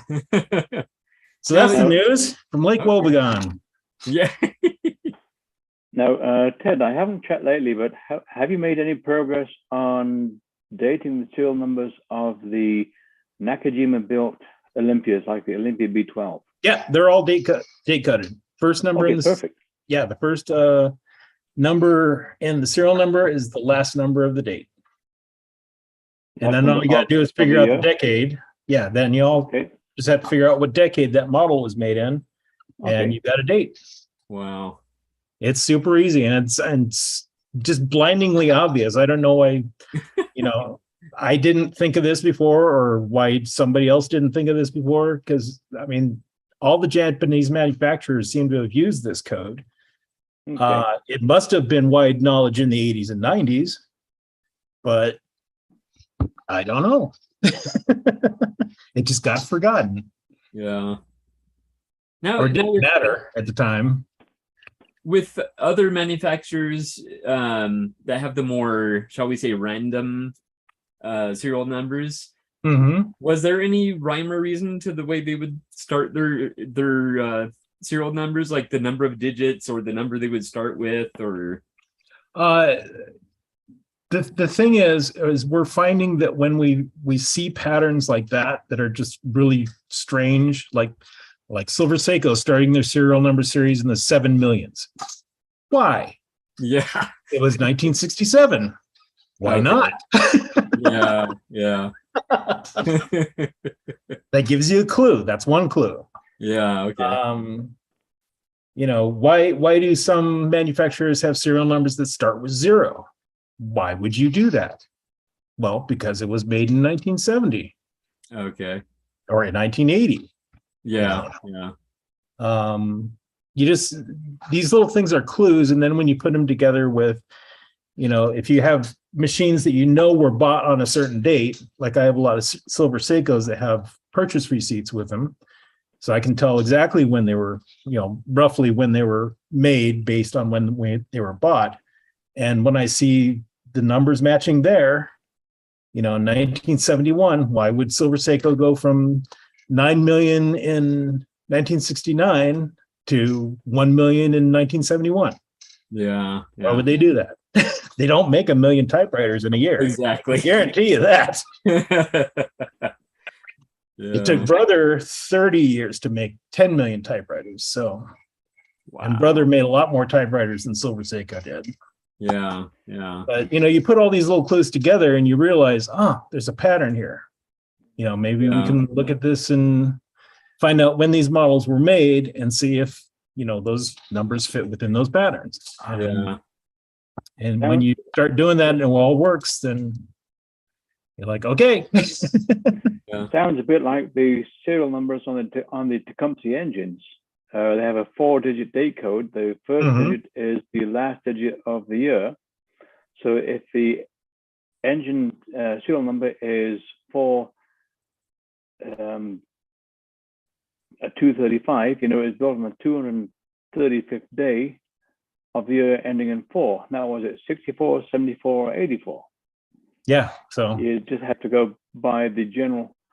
Dealers would know because the dealers would know because they know what the machines look like and when they were sold, about. So they, that's the decade is not information that anybody cares about when it comes to date coding, but because the people who would need to know it do need to know it. Yeah, and on the Tecumseh engines, there's a defining point in the early 1980s where they went from breaker point ignition to solid state. So if it's solid state, it's built after 82. Breaker point is built prior to. Yep. And then in 02, they went to the 5-digit date code. Where we lost him. Oh, he froze.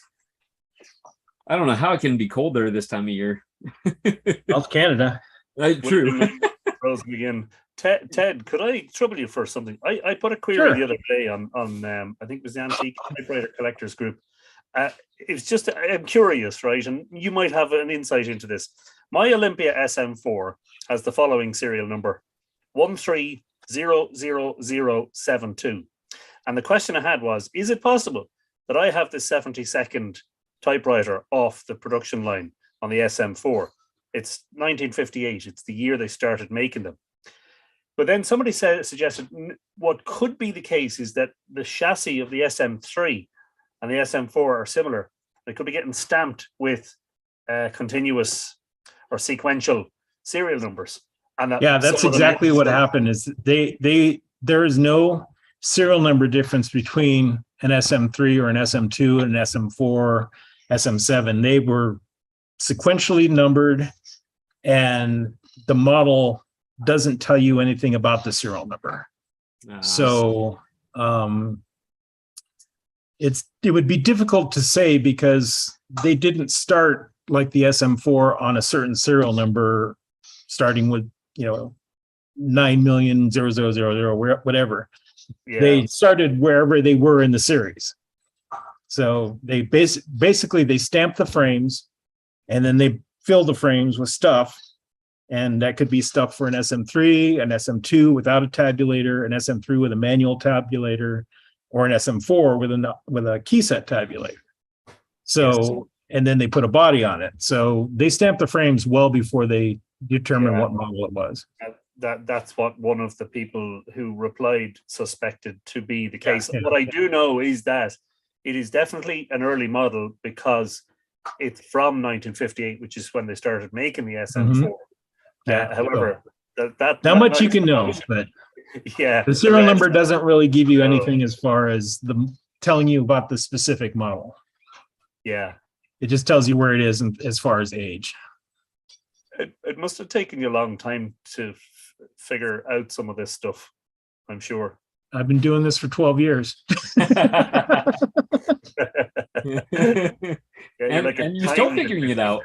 Yeah, I'm still figuring things out. There's still mysteries out there that I got my little magnifying glass and I'm doing my detecting work. So one thing I'm curious about is how far back Canon goes as a typewriter brand.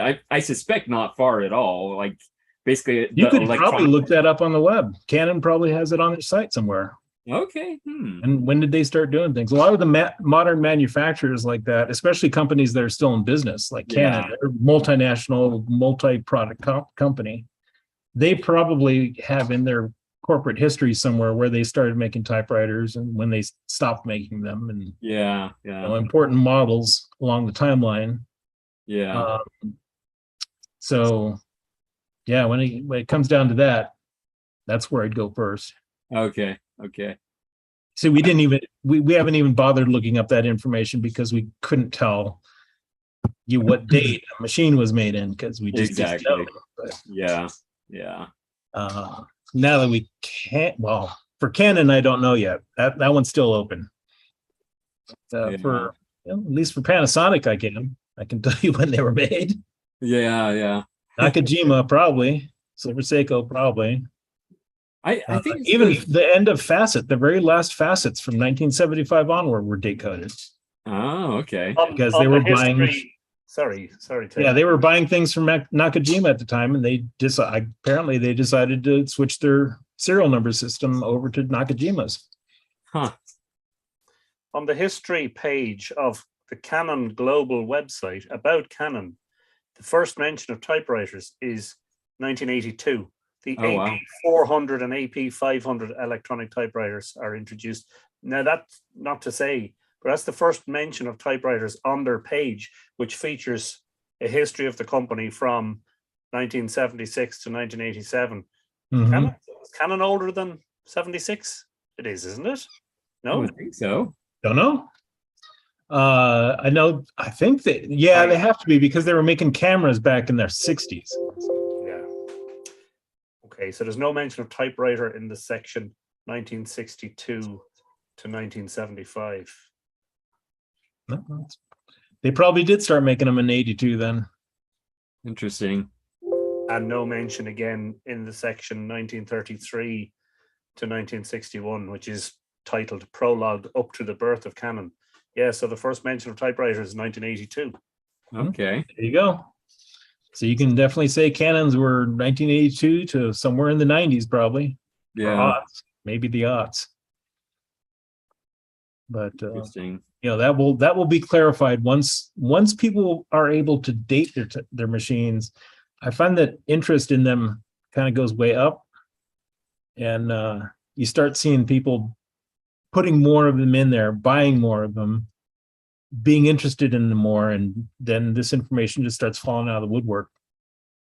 So you basically you shed a little light into a corner, and then other people will come and shed more light on it. That's basically the way these things work. Yeah. With light comes interest. Yeah. So are we saying we are, I think, Canon never made manual typewriters? No, they did not. And probably not even electric type bars, right? No, they started with electronics. Yeah.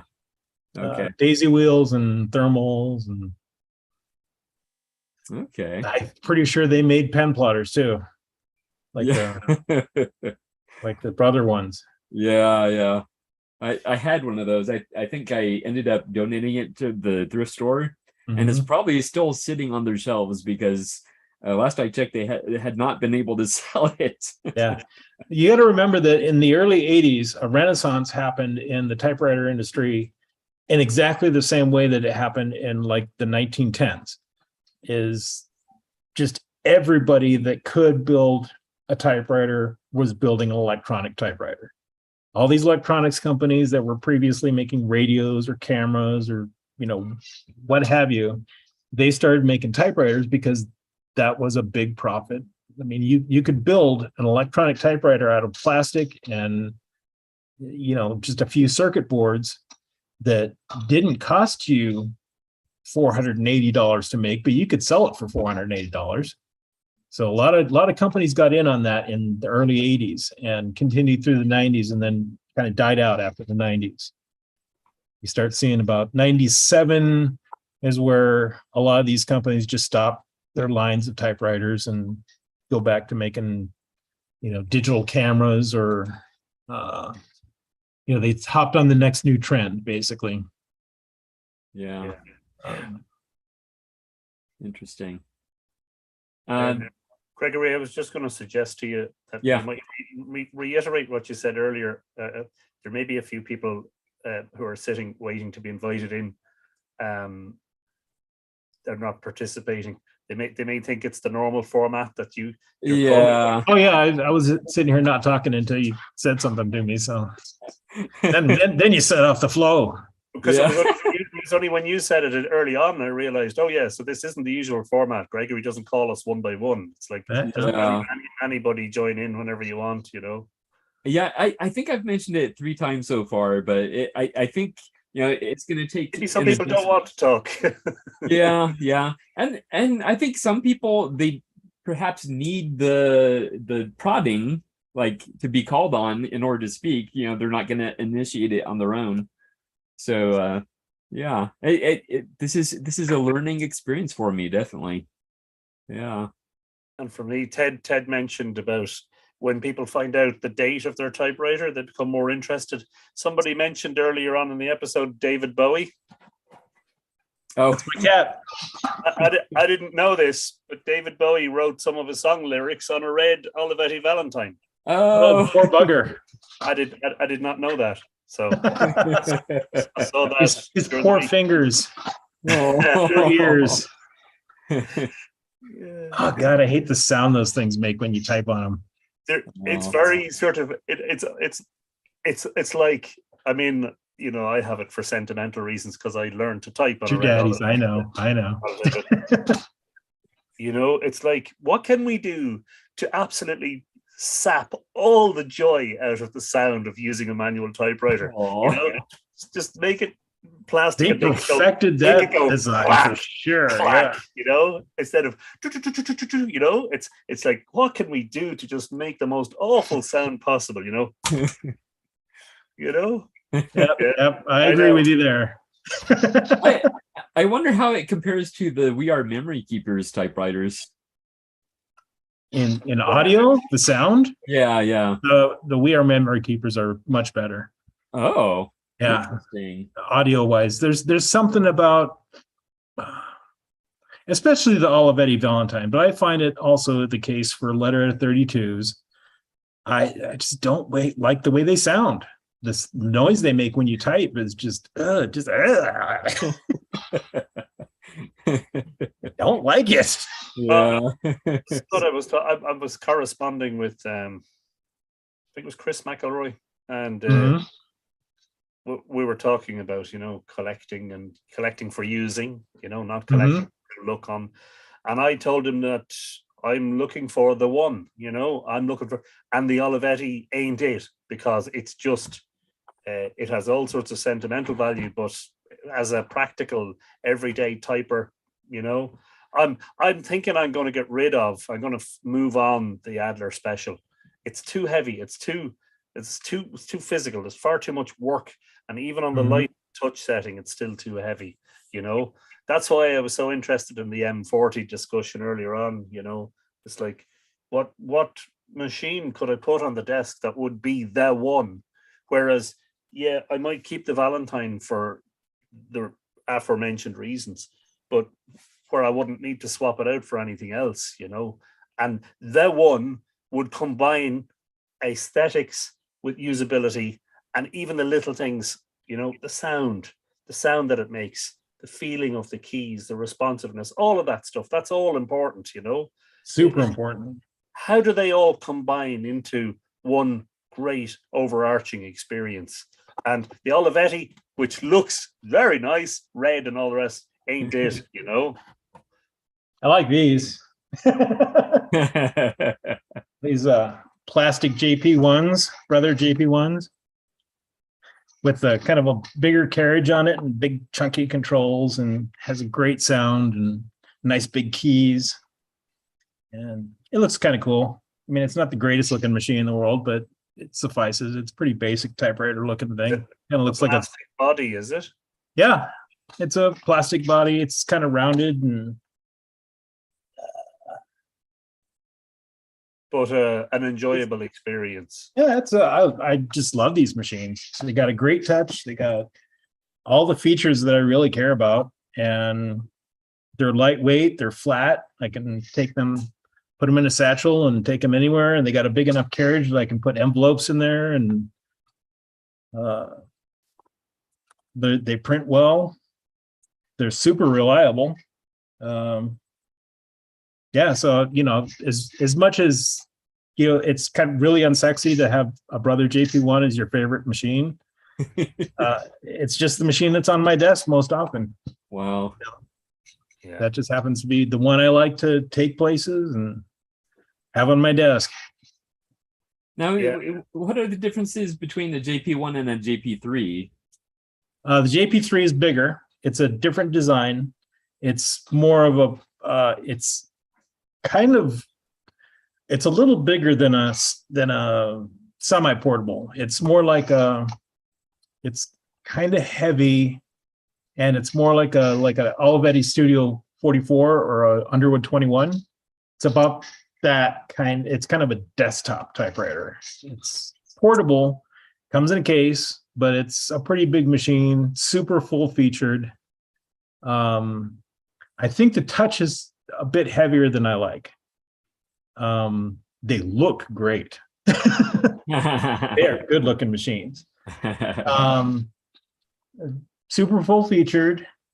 I used to have one, but I gave it away because I didn't like the touch on it. But they are completely different machines. It's a much larger machine. Okay. And so you'll see JP ones that have kind of the bigger forehead on it that people don't think are JP ones, but they actually are. They just look a little bigger, but it's kind of like the difference between a Letter 32 and like a Studio 45. Same machine inside, just a bigger shell. Okay. And I assume the Charger 11 falls under JP1? Yes. Okay. That's the first design. Excellent. Ooh, what do you have there, William? Let's see. Oh. He's got a JP3. Yep. Oh, no, that's JP1. That's the big forehead one. Okay. Yes. See, I got mistaken myself. Okay, I should be unmuted. It's a Majestic 812. Mm-hmm. And I thought it was a later model of the brothers. No, that'd be 60s. Yep. Serial number Echo 8978092. 1968. Yes. Very cool. Mhm. Okay, Ted Monk nerd. Okay. Serial number F and nothing else. Go. What? Just joking. Couldn't read it. F47 68019. 1974. Oh man, you are just on top of it today. He's memorized his own database. Well, he's been researching, That's so the he date should be code. like this. What a skill. The date code. It's letter number. The first number is the last digit of the year. And since I know that they didn't make them prior to 60. well, that particular model has the kind of wood grain on the front. Yeah. So that would have been late 60s to early 70s. So it wouldn't have been early 60s. Yeah, it's got a very 70s brown to it. So Yeah. So, Ted, Olympia B12, made by Nakajima. This has the metal serial number plate that's riveted to the carriage track. Okay. Serial number 6005608. 1976. 76. Okay, because I think that our later ones had a stick-on decal with this. Yeah, with this they'll number. usually have a stick-on decal on the carriage rail. Yeah. So those will probably be 80s. Yeah. Sometimes okay. 90s. Yeah. So this one with the riveted metal plate is a 76. Yes. Excellent. There you go. I love that machine. Yeah, they're pretty good. Yeah. I mean, it's plastic shell also, but I mean the internals are really nice. So Well, And sometimes you can love a plastic shell machine. yeah. And the thing I like about that one is that the ribbon advance the ribbon perfectly to use a carbon film ribbon. Oh, that's nice. I like that. So you don't waste any film, and the letters don't overlap either. Funnily enough, the old, like the late 50s Underwoods portables, same thing. Mhm. You can use a carbon ribbon in them. Yeah. Put a carbon ribbon in the Royal Sabre, and it skips 3 spaces between each letter on the film. I had a carbon ribbon that was on spools like that, and I've swapped it out through different machines, and some of them don't move it enough, and you end up getting partial letters, and they move it too far, and you end up wasting ribbon. But I found that the late 50s Underwoods do it exactly perfect, so you don't waste any ribbon, you don't overshoot, or you don't undercut. So, as do the Hermes. Oh, you froze again. He froze, but I'm guessing he's saying the Hermes 3000s. Yeah. Okay. Someone hurt themselves. Was I that you, did. Sorry, Sean? I swung around on my chair and banged my ankle bone right into my. Oh. That's Not funny. the dangers of having like your desk surrounded on 3 or 4 sides by other hard objects. Yeah. I remember one time during the live stream, Ted, I think dropped something on his foot or something, and I probably hit my knee on something. Yeah, and you did the silent scream. Oh man, hurt. Yeah. Sean, earlier you were violently shaking a little bottle. What was that? Oh, just some super glue. So you know how super glue is. You buy it, you don't use it like every day. And then when you eventually go back to it, it's all crusted up and totally screwed, and you got to go get another one. So I've been really, really trying hard to try to maximize my use of super glue in the few times I use it every once in a while.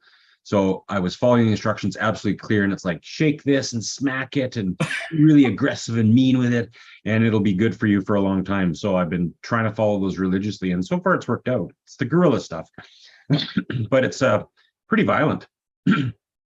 Yeah. Okay. Yeah, I was curious about that. So yeah, sorry. In my typings here, I even commented, I wonder what Sean is shaking.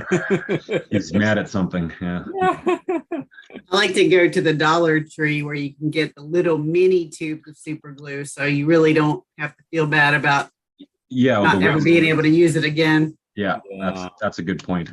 Yeah.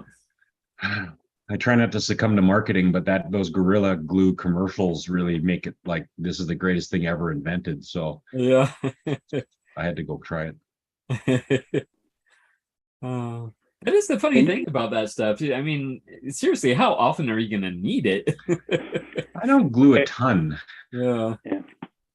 Another trick with that CA adhesive is to keep it in the fridge. Marketing, but those really make it like this greatest thing ever invented. Yeah. So now that Ken's here, Anthony, we can ask him how we actually pronounce his last name properly. If Anthony's still here. I am here, yeah. Yeah. Because I've always wondered the same thing. I think it's Monkey. Is it, Ken? Yeah, it's if you're from Germany, it's Manka, but and we anglify it in Texas. It's Mankey.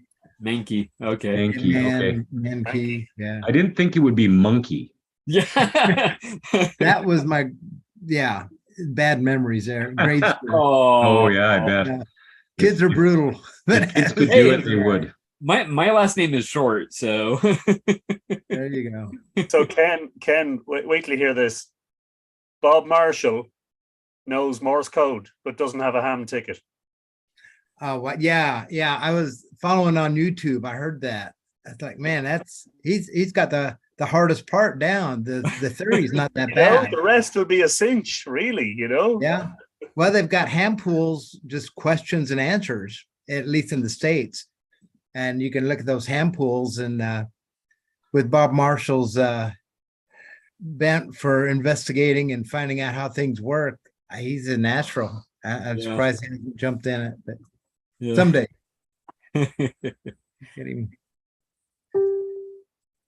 Excellent. William, you were showing Loctite.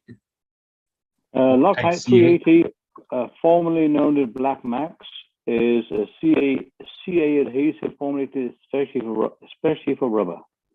Oh. So it works great for repairing rubber engine mounts, feet on typewriters, that sort of stuff. gluing feet together. If I fabricate feet from different sheets of rubber, Okay. and it lives in the fridge. I've had this now for 2.5 years. Still nice and liquid. But Now, when you put it in the fridge, you've got to plan ahead, don't you? Like you got to bring it out like 3 hours in advance so it'll soften up, warm up.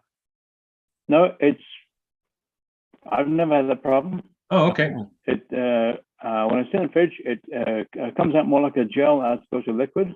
You spread it around, put the 2 parts together, hold them for a minute, and there you go. Okay. Oh, great. Now you couldn't use that to actually fill rubber, right? It just like connect rubber, right? I'm thinking like if you had a crack like in your platen, could you fill it with that stuff or no? Okay. No. And that's a perfectly good question, Gregory. I wasn't laughing at you. I was laughing because I was thinking the exact same thing, but I didn't want to say it. Okay. Yeah. Okay. Now, a person might be able to use black silicon for that. Okay. Yeah. Okay. If you got a cracked platen, it's obviously so hard and dried that the rubber itself is shrinking and is cracking. It's probably past due. Yeah, definitely. Yes. I mean, we'd like to fill our crack in temporarily until you can get a new platen, right? Yeah, that'd be nice. Yeah. Yeah, because I had what was it? I don't even remember what typewriter it was. It was, I think, a late 30s or early 40s typewriter, and the platen was just completely cracked. It had cracks all in it. That one I ended up I believe I gave that one to Bob, or did I don't remember if I gave that one to Bob or if I donated it. Yeah. I'm pretty sure Bob ended up with, I think it may have been one of the ones that I donated to the thrift store, and I told Bob afterwards, and I think he went and picked up a couple of the typewriters I left, but yeah. Yeah. So I will take a moment here to just remind everybody that this is Hangin with the Poor Typist. So I'm not going to call on anyone. We're very, very low key today. You see, I have my soda. And So Gregory, maybe just give everybody a background on why you made the change, what sort of drove it, and how it's going to sort of look down the road. Yeah, sure. So basically, it may not seem like it, but doing Typewriter Club Live, there's a lot of preparation. There's a lot of hosting responsibilities that are going on in my mind constantly during the meetings, like thinking of topics, thinking of questions, making sure everyone gets spoken to, and all that is actually a lot of stress. So I came up with the idea for Hangin with the Poor Typist, which was inspired by the hangout we did on Memorial Day or something like that, where I just came on just spontaneously and people started joining in. I was like, hey, this is pretty cool. So I came up with the idea of Hangin with the Poor Typist, where it's just kind of a hangout and there's definitely no meeting aspects to it. And yeah, it removes a lot of stress. I've gotten some typing done, not that it's anything worthwhile. I don't think I could have actually been typing a letter or anything, but it's much easier on my mind because I have like so many things on my mind right now. Yeah, so and I'll show you what I've been doing while we've all been talking. Yeah, very cool. Hold on a second and I'll show you. Thanks, nothing Gregory. to do. Yeah, it's nothing to do with typewriters. That's okay. Let me zoom in on you here. Oh, cool. A Lego ostrich? Yeah. They're called they're micro Legos. They are tiny. Oh, okay. Yeah, they're not really Legos. They're from China, but oh, okay. That's what I did during the meeting today because I'm too ADHD to just sit and watch. Oh, so that worked well. I can still listen and still be doing something else. Nice. That's very cool. Excellent. Yeah. Yeah, so I've typed like maybe half a page and just single spaced and not worrying with paragraphs and No, and that's good, Gregory. I mean, I know why we want you. People often forget about the host and the, oh geez, am I dark? The host and the responsibilities, right? And how much effort it actually is. We just show up and like a bunch of lazy bones is just yap about a bunch of wild things for hours while you're trying to make sure everybody feels included. yeah. And yeah, so I think it's a worthwhile change, and you know, everybody are big boys and girls and whatever you define yourself as these days. So we can make do. Yeah. So, yeah, thanks for that. Excellent. Excellent. So Sean, what are you typing on? Is that an Olympia? No, that's the Underwood 450. Ah, okay. It's yeah, I always wanted one of those Underwood, the black and white tuxedo ones from the 50s. Never have been able to find one, at least for a reasonable price, and bought this from a guy, I don't know, 5 years ago. He was selling it. He bought it from some old gal and then used it as a joke in his boss's office. So his boss was on vacation. They cleaned the boss's office of computers and monitors and then stuck this in there with a bunch of other stuff in his, like, it seemed like a lot of work for a joke. And of course his boss came back and was like, well, Jesus Christ, where's my computer? And no, this is what you got to work on from now on. Anyway, funny joke. He brought it home, put it on the buy and sell online. And so I'm happy he played the joke because I got this typewriter and it sort of filled that tuxedo-y penguin look. But I don't type with it a lot, probably because I don't know, I've got some snobby metal 50s, 40s typewriter thing going on in my head, but it is such a good typewriter. Like, I know, like Ted was talking about Olivetti's. I have a real problem with early Olivetti's. They are mushy, they're weird to type on, they sound weird, they feel weird. I just can't do anything long and sustained, but this is probably an exception. I don't know what changed in this. This is like the Studio 45, that teal or turquoisey one that you see sometimes, same body shape. But it's a great typer. And other than the fact it's pica, it super fun to type on. So I've just been enjoying this moment all morning. Plastic typewriter. You like the Elite better than the Pica, or? Oh yeah, I'm definitely an Elite guy. I just find I get more on a page, and I just find it looks more crisp and professional. And I don't fault anybody for their choice of typefaces, but yeah, Pica's not my thing. I just think it's big and not my thing. Well, but yeah, I love meeting people once in a while who are like, oh, I'd never buy an Elite. I have to buy Pica. I'm like, great, you keep doing that. I'll keep buying Elites. We'll all be happy. Me too. 45, William? Is that a? It's on mute. There you go. That's the exact same machine as the Underwood 450. This is the Olivetti 45. Yeah, steeper forehead, but yeah, really good typewriters. They're fun. Yeah. Wow, that's very steep. Again, this is one that I found on Kijiji in Calgary and had one of my wife's friends pick it up for me. And then, of course, it needs a cleaning, a service, and tune-up. But that's what I love about these things. The mechanic in me loves working on these. The artist in me loves typing on them. It's a perfect mix. Yep. Yeah.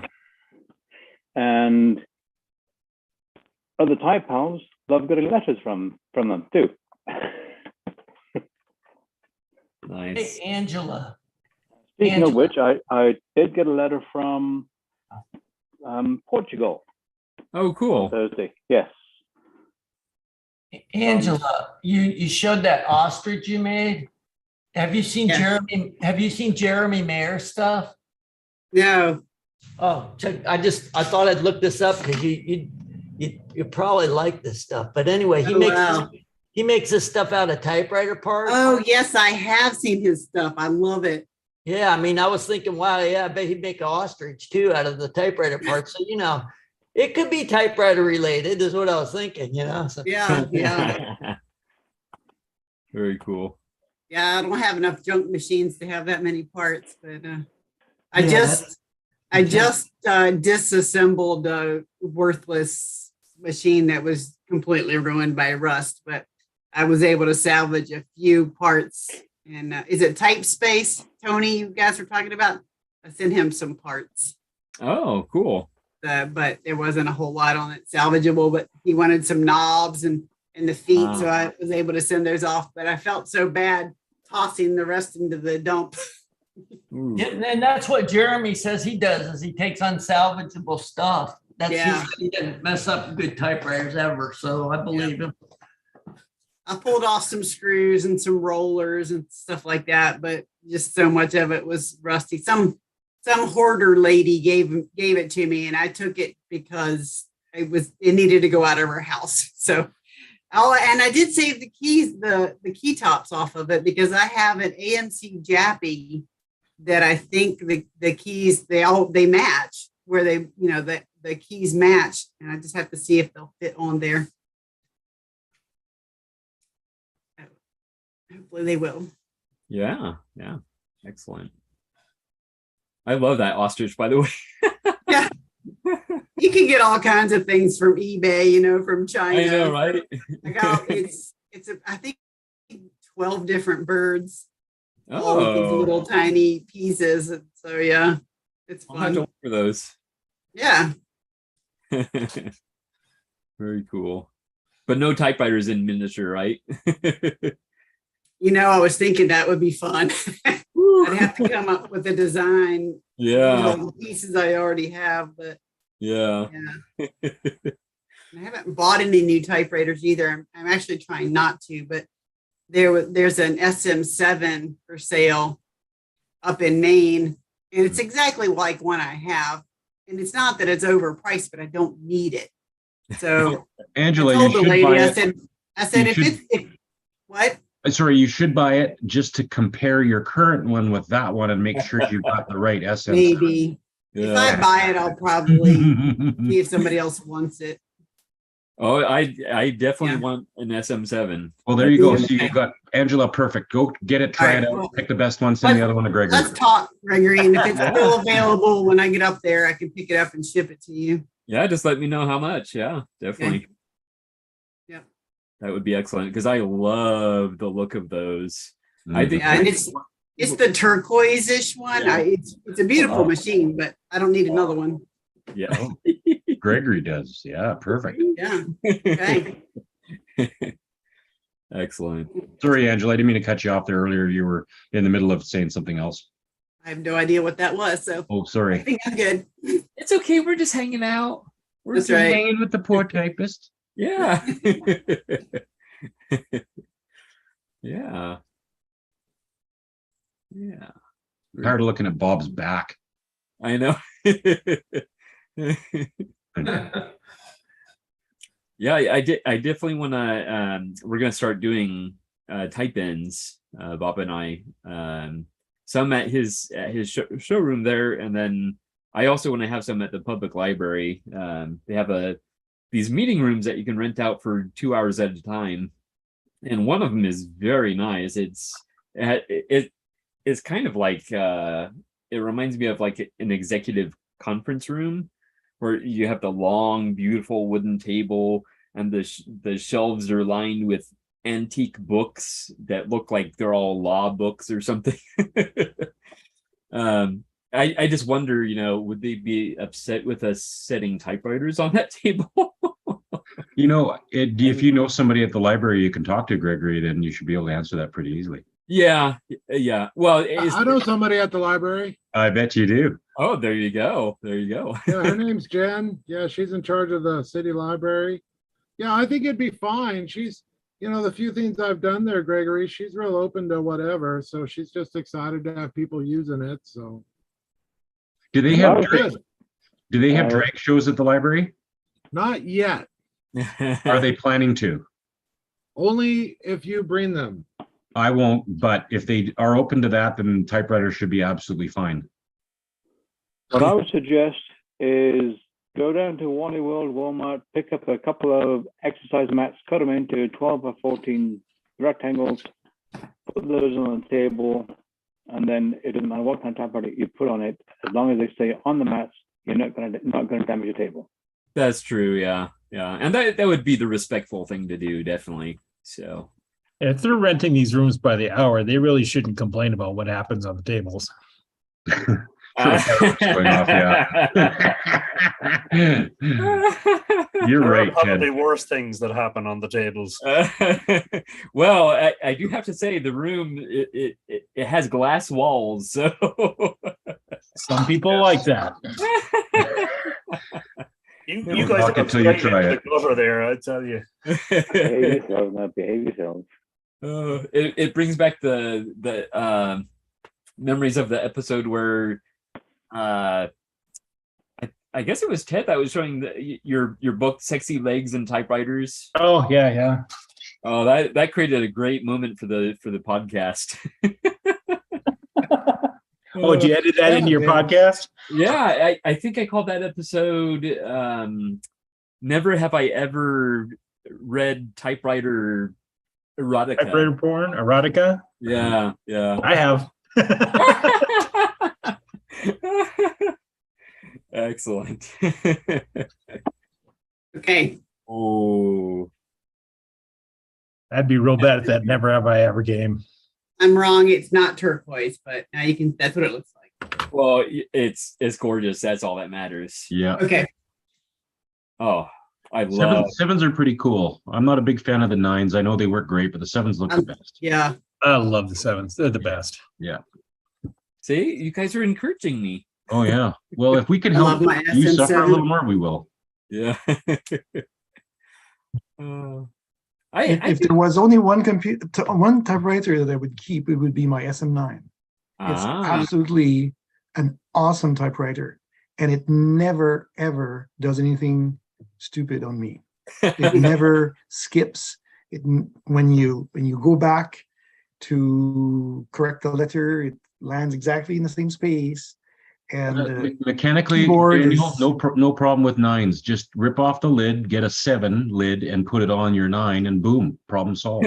Really, that's a brilliant idea. But I mean, Richard Polk put his 7 or 9 into a 3 body or 4 body.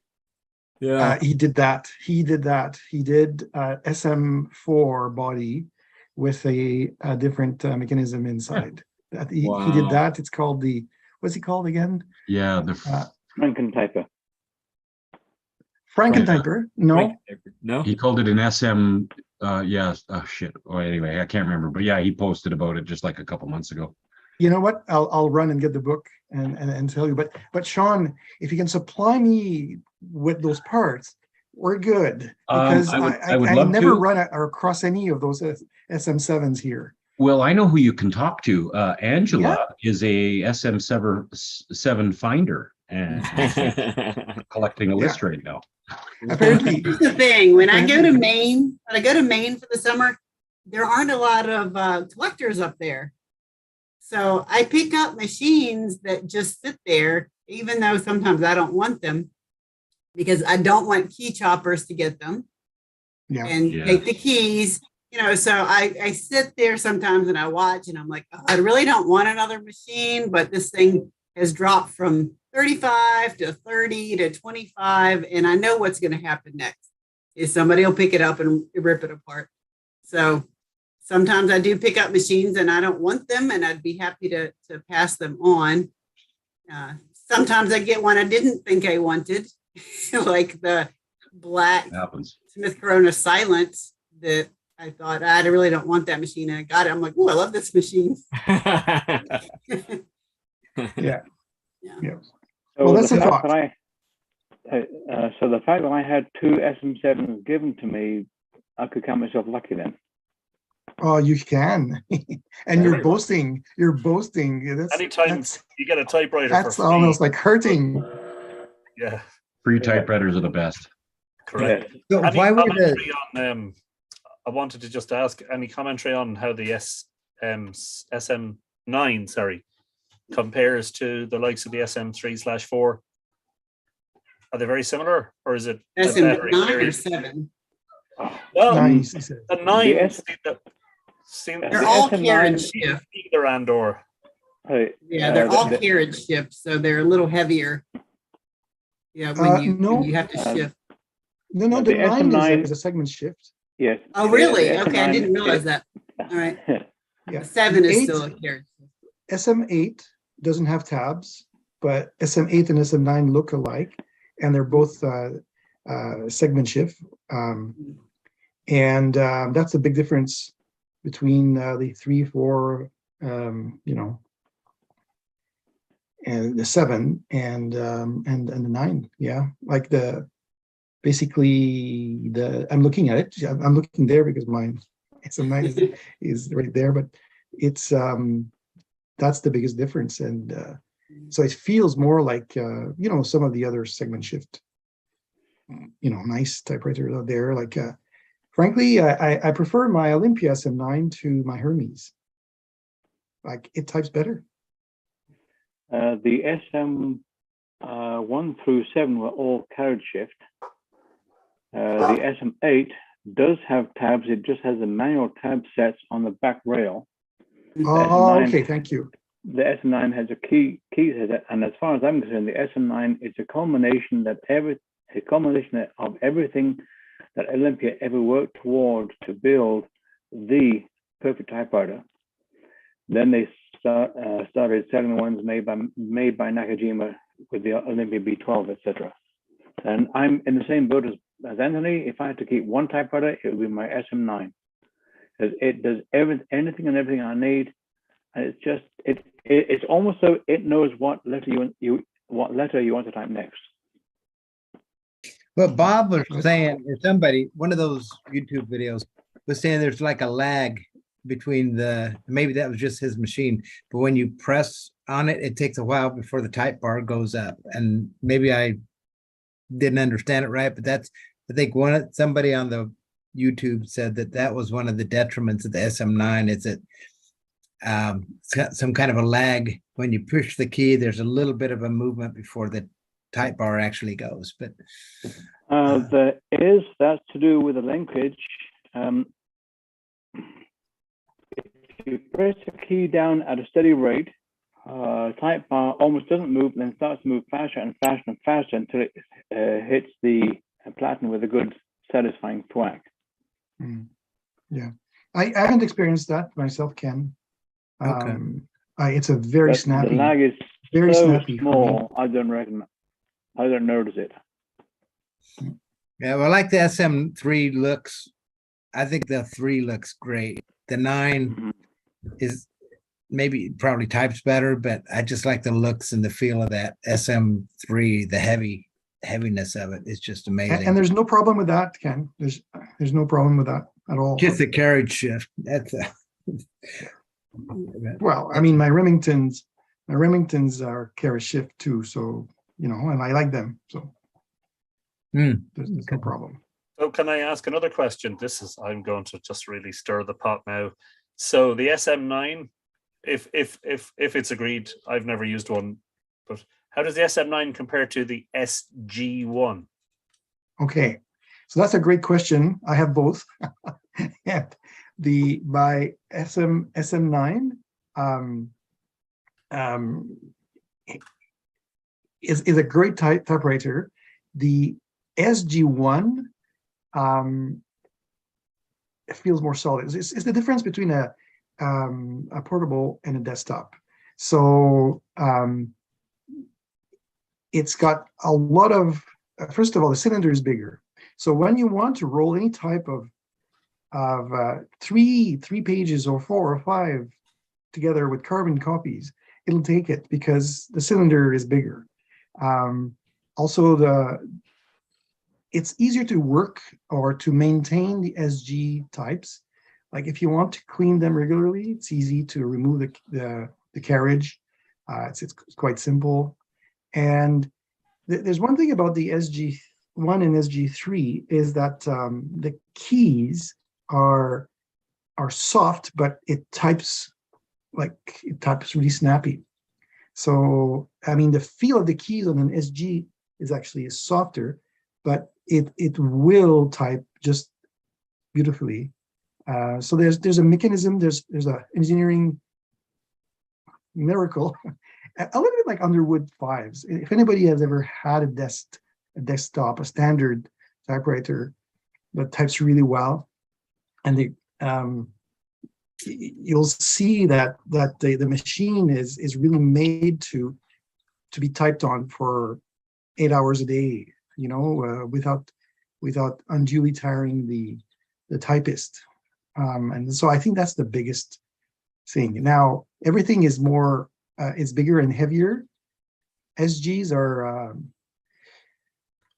16 kilos or a little bit more.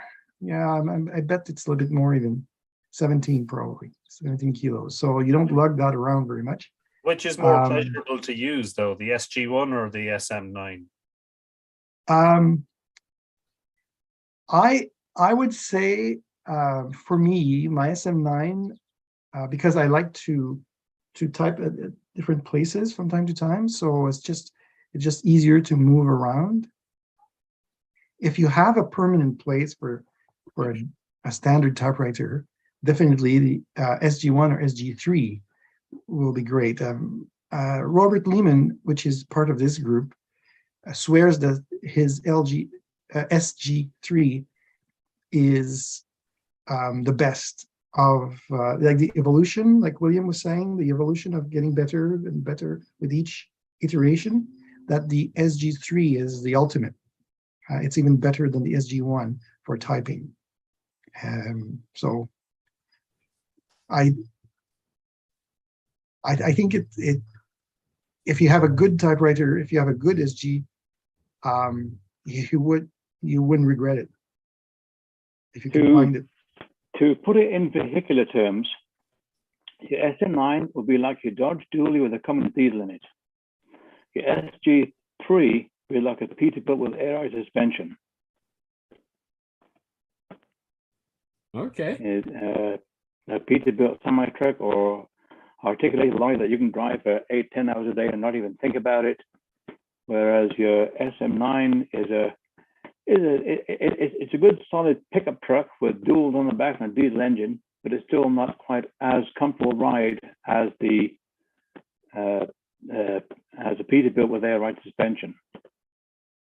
But it makes that makes sense. Makes you wonder why David McCullough never went away from his Royal KMM. I mean, he wrote all of his books. Well, I guess maybe he had a KHM or something before with the spools on the top, but then most of it was on that Royal KMM. And to be a writer and to use typewriter, all that, and never try an Olympia or something else or a Hermes 3000. I guess he liked what he had and he just never, I don't know if he did any research with other ones, but that was his main one. Well, sometimes if you get really comfortable with the machine you use, you get to know it intimately. Yeah.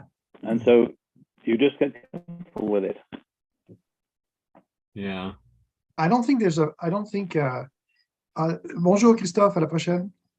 I don't think there's any problem with the KM or KHM. I think they're everybody that has a good one says they type beautifully. So I wouldn't be surprised that he just like any other thing, like why some people prefer certain cars or to others, even though you can buy any model that you want in the same price, but some people will stay with the same make.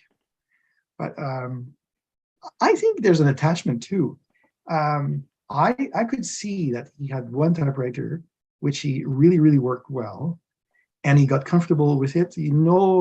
So much that you type very well on it, and that and after that it becomes kind of your companion for writing. And why change if it works beautifully? I think that's the sense that he was giving in California Typewriter, is that he got it in '64 and it's never failed him. So yeah. But I save a lot of time evaluating other typewriters and just writing, I guess, if that's his, that was his mainstay. So like the other one that had Lettera 32, I can't remember his name, but yeah, Yeah, that exactly. He found what he liked and he stuck with it. And that worked. But, Well, the I'm reason trying to wrap my for head the around. question about the reason for the questions about the SM7 and SM9 SG1 from me relates to the fact that we were talking about that subject earlier and about McCulloch using the same typewriter to write everything. And I'm still, I was writing to Chris McElroy during the week, and I said to him that I'm still looking for the one that I will absolutely put on the desk every time I want to write, because I have 5, and there's not one of them that really stands out and says, yeah, this is the one that you will use for the rest of time. And I'm thinking something like the SM9, the SG1, the SG3, or that Olivetti M40 that Bob Marshall was talking about early on would be the one, which is why I was asking. It's the sort of typewriter that when you have it, regardless, okay, take it for granted that you have the space on your desk. Mm-hmm. When you put it there, will you ever need or want to put anything else in its place? That is really the key question. You know? What's gonna match with your what's gonna match with your Morse code key? That's what you have to, you know. My Morse key is a homebrew, Ken. I'll show it to you here for a second.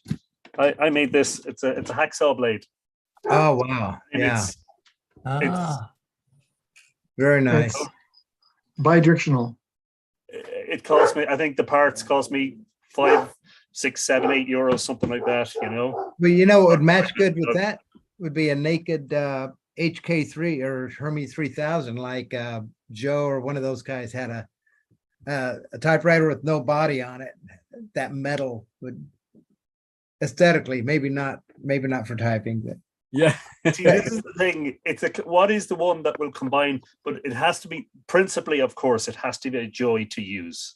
Right. Yes. You know, and then the other stuff like the aesthetics, the color, the size, the feel, how the bell rings. You know, the smaller stuff.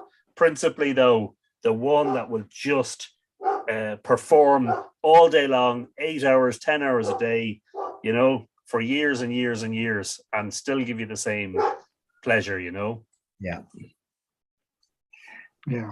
I think I think this brings out, Anthony, a little bit of you know, like it shows the difference between what people like in certain typewriters, and you've expressed something that I relate to, is that it works well. It works well, and you know, you're comfortable with it, or it works well for you 8-10 hours a day, and that would be great. If it had the right typeface, I don't know if you're sensitive to, you know, 10 characters per inch, or you'd rather have an Elite, or you know, a techno font. Senatorial for Olympia is their cubic type of font, or you want you know, a vertical script or some kind of modern pica. You know, all these things can be reasons for liking a typewriter. But if you put all of these together in the catalog of SG1, Olympia catalog, I mean, in the catalog of Olympia, with all the typefaces, they say at the bottom of all the typefaces, SG1 can be ordered with any typeface here. So anybody that wanted an SG1, which was probably, you know, their biggest earner, their biggest seller and more profitable machine, which would cost a lot of money, I'm sure, at the time, could be had with any of the typefaces there, and different carriage sizes too. So the SG1 and SG3 can come with different width of carriages for different uses. And I know for looking at the typewriter community, the Antique Collectors Facebook page, that some people really go for the look. You know, like it looks, that color and that the rounded shape or whatever, like they really, really like that design and that color, and it appeals to them. And that's what they take pleasure in. They take pleasure in using that. So different people have different things, but that they like in typewriters, or different criteria for choosing typewriters. But if I hear you well, of the 5 typewriters that you have, I wonder if you have a standard. You know what we say a standard is a desktop or a desk typewriter, or they're all portables. Because maybe there's a lot of portables that work well, but are about the same because that's compromised when it's a portable. But when you get to a big machine like an SG1 and SG3, that you get a really good mechanism in there and very solid. So that's the solid is important because it doesn't move on you, and it's going to stay dialed. It's going to stay aligned. It's not going to flinch. Anyway, maybe I talk too much. No.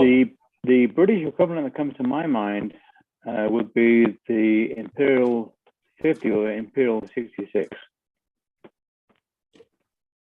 That's a big, heavy, solid machine that you can just type on all day. Yeah, you see, I was saying earlier, Daniel, I own an Adler Special, which is a standard.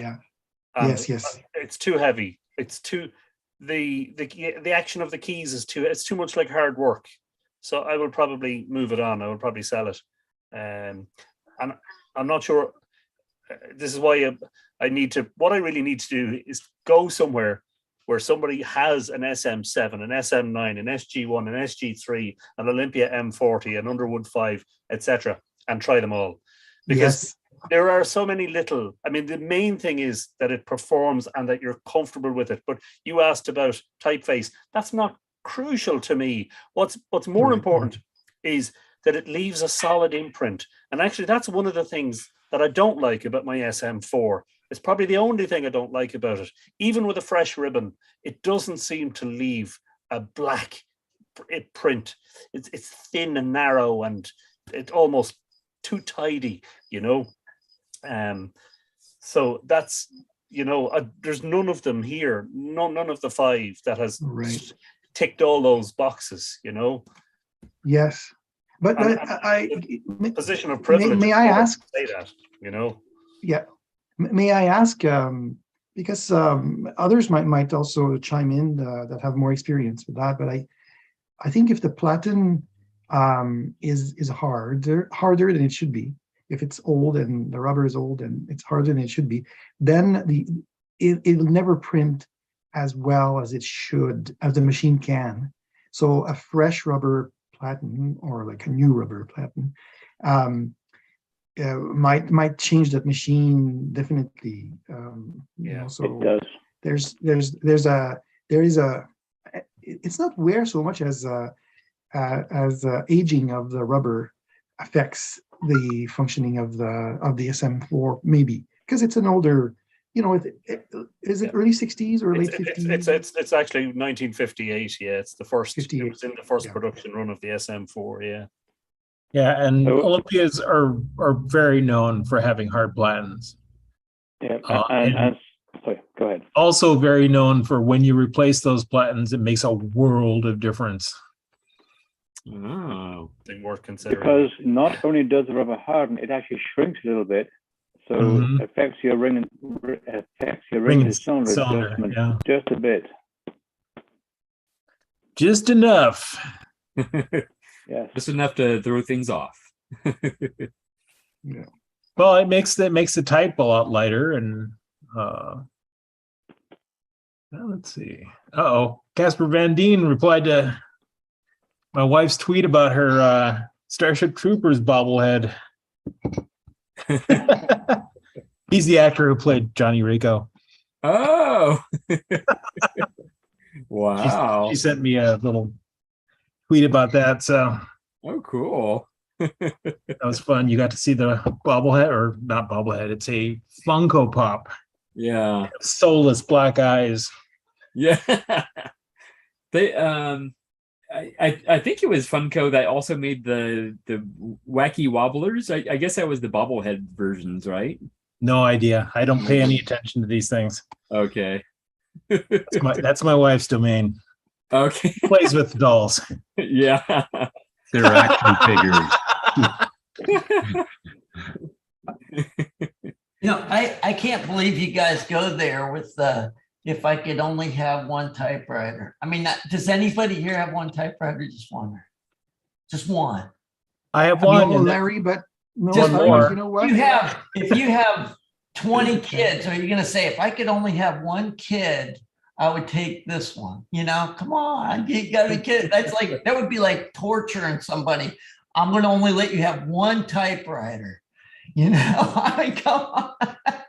No, I realize I know what you're going hypothetical on me, but how can you really, I mean, if you work 40 hours a week and that's all you do is type on your SM1 or whatever, whatever, I can see you saying, well, this is my typewriter. Yeah. But I mean, and I know there's probably people in our group that's what they do too. I don't doubt that a bit, but to just say, well, if I could only have one, that's like, I can't even imagine that. It makes me cringe when I think of it. Even when I got rid of all my typewriters in the 90s, I collected them. And then it's like, I'm the only one that does this. I'm nuts. And I moved and I'm like, I can't keep all these. I still kept like 3 or 4 of them. It's like, there's no way. I never thought I'd see Larry dress everybody down like this. Oh, I know. Well, anyway, okay, now you can slam me or whatever you want. Well, but I think that's the difference between a collector. Yeah. That's the difference between you seeing that as a collector and somebody that uses it as a tool. And it's like somebody in a trade. I know some excellent cabinet makers that have one number 4 Stanley plane for finishing, and that's all they have. They have just one number 4, one number 5, number 7, and that's the 3 planes that they have, the hand planes that they have for finishing. So I think about my grandpa that had one typewriter for his whole career because he had 7 kids and he had one typewriter. Now, I have no kids and I have 20 typewriters. So what does that tell you? I'm just saying. I did say it is. I think it's a position of privilege to be able to collect them, isn't it? I mean, because I know in my father's day when he used a typewriter, he had one typewriter and most of his colleagues had one typewriter, which is all they could afford. So it is probably, but I was talking purely from the point of view of a writer, somebody who writes passionately and writes regularly, having the right tool for the job. But I do agree with Larry because there's this, sorry about the noise. Apologies. It's okay. There is, I have 5 kids and 2 dogs and 5 typewriters. There is this thing about variety is the spice of life. It is nice to be able to swap and change, I suppose the question is a hypothetical one, is it a case that one day a typewriter like the SG1 will arrive and I'll go, oh yeah, this is the one, I'm never using another one anymore. We're probably qualified more than even the people that do it for a living to tell you which one's a good typewriter, because the people that do it for a living probably get used to one and they stick with it and they don't try out a lot of typewriters. Yeah. So we're probably more qualified, but then in reality, we would never do that anyway. Yeah. I think it, even if you tried to narrow it down to one typewriter, wouldn't there always be that thing in the back of your mind, like, well, what if something happens to this one typewriter? I'm not getting rid of the others. I should have one as a backup, at least. Yeah. You convince yourself to keep all the others, because you might need them just in case, And if you're going backpacking, you're not going to take the SG1 with you. Can you imagine that? Oh my goodness. But there's also the aesthetic. I mean, you bought it for some reason. You thought you liked it for some reason, and you don't want to get rid of it if you still like that reason. So the only problems I come in is when I like something, thinking it's going to work, but then there's little things that annoy me functionally. And so, but that's not a fair comparison. You know, if I had the same kind of typewriter that was serviced, I would like it better in that case. So if you're comparing one typewriter to another, it ought to be a fair fight. You know, it ought to be service to serviced or broken to broken. Otherwise, you're going to say, well, these SG1s suck because that key never works, you know, and therefore all SG1s suck. You can't let yourself go down that. But to me, it's like, well, first off, it has to work. That's much preferable. But then I have to think about whether or not I like the typeface. To me, I like certain typefaces. And then how does it operate? Does it have a tab? Does it have what type of bail does it have? That kind of stuff. Am I comfortable with the thing? And then really the thing that got me the machine usually is the aesthetic of the thing. And that's just, you know, is it round? Is it square? Is it a solid black? You know, what is it about the typewriter looks that I liked about it? And I think that's the thing that carries me with the typewriters. And I start using one, I don't move it. I use it for a long time if I really like it. And that's the detriment of the other guys that are waiting for me to take them out of their boxes. But then once I swap them, I get happy with it. So I think it's just got to be a fair fight when you analyze it. Age, I think, is another thing, a discriminator too. You can't compare if they're not serviced. And some people don't need inspiration probably, but for me, a new typewriter inspires me to, I want to type something, or a new guitar inspires me. I want to play, you know, and you know, you get bored after a while. I'm inspired by other people that like do things and say, wow, I want to do that too. But some people just have it all, you know, they get the inspiration either from getting paid, you know, having a boss that says you got to do this, or just because they're just amazingly inspired. But I like inspiration that comes from new stuff. That's just, it helps me too that way. Good place to be. I have a Remington Streamliner that's really cool. I love the aesthetic of that thing. It's black. It's so Art Deco, the round shape, but it's clanky when you type on it. So from an aesthetic, I absolutely love it. From the way it operates, not quite so much. And I think you can probably tighten those things down and it would still be what it is. So I'll probably won't get rid of it. You know, one of the last ones, but functionally, I can tolerate it and it works well. We'll put it that way. But there's others that work better, and I don't know how you compare those children. You know, which one do you like most? I think we're beginning to sound like a bunch of car collectors. You know, which old car am I going to get in for a drive today? Which would give me the most pleasure? That's the way I am. Yeah. Oh yeah. Yeah, I wish. See, but the thing is, I can't afford to collect cars, so I collect typewriters. Here's your buddy. And then the type of ribbon you have could also impact it. So there's just so many variables that when you compare typewriters, it has to be a fair fight in your analysis. Yeah, don't compare apples with oranges, as they say. Yeah. It's interesting though. So in other words, just keep all the typewriters. Keep them all. Yeah. But Gregory, I need all of the typewriters. I do. That's what I tell the missus. I mean, you know, I need them. But do they not all do the same thing is the question, you know? Well, so the way I've approached that same question, I've thought about that a lot, you know, which is your favorite, which is my favorite. And if I had to start purging, which I don't have to, but I think I'd like to, I wouldn't say, well, here's my favorite, because I don't think I can do that. I think I would start from the bottom and say, well, this is definitely not my favorite. And you can work your way up, or I could work my way up, you know, and whittle down the list till I've got a list of some that are, I guess it would a lot harder to choose from, but I could get rid of probably the ones that I don't think I'm going to ever fix if there's an issue with them, and get rid of those. And then I then just look at how, you know, the comfort and the aesthetic and how well it works. I like using, for example, the clipper, but its bail it's the two, I don't know what they're called, the two rollers that you slide in the front. You don't have a bail that comes down. I'm sorry?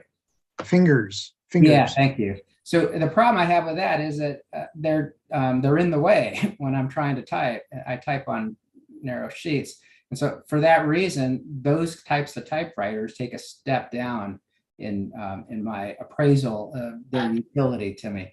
And so that might be lower. But I mean, that's a functionality thing. Even if it's working perfectly, it's still not as good as a bail. So, but there's other little quirks about the functionality, I think, that makes me like it or not, assuming it works, like comparing it to some that works equally well. Yeah. I think, Rich, you summarized it well, and you brought a point, is that through time, typewriters did get better until they started getting worse. So I think the key is to probably get one from the time they were at their best and before they started getting crappy. Well, it's funny. I had a desk job in the Army back in the 70s, and I had a typewriter on my desk. I was typing every day, and I never gave it a thought as to what kind of typewriter is this? Is it working well? Do I wish it were a different typewriter? The only I did change. They kind of pushed me into working into some of the officer records and stuff. And so they gave me an electric typewriter. So I was high stepping it then. But before then, I don't even know what it was. I have a picture or two of me at my desk back in the 70s. I cannot find one of the pictures that would tell me what the typewriter is, but I think it must have been like an Underwood or something. But different mentality. At that time, I didn't care what I was typing on. It just worked. And today, I'm all fussy about it. How did that happen? I don't know.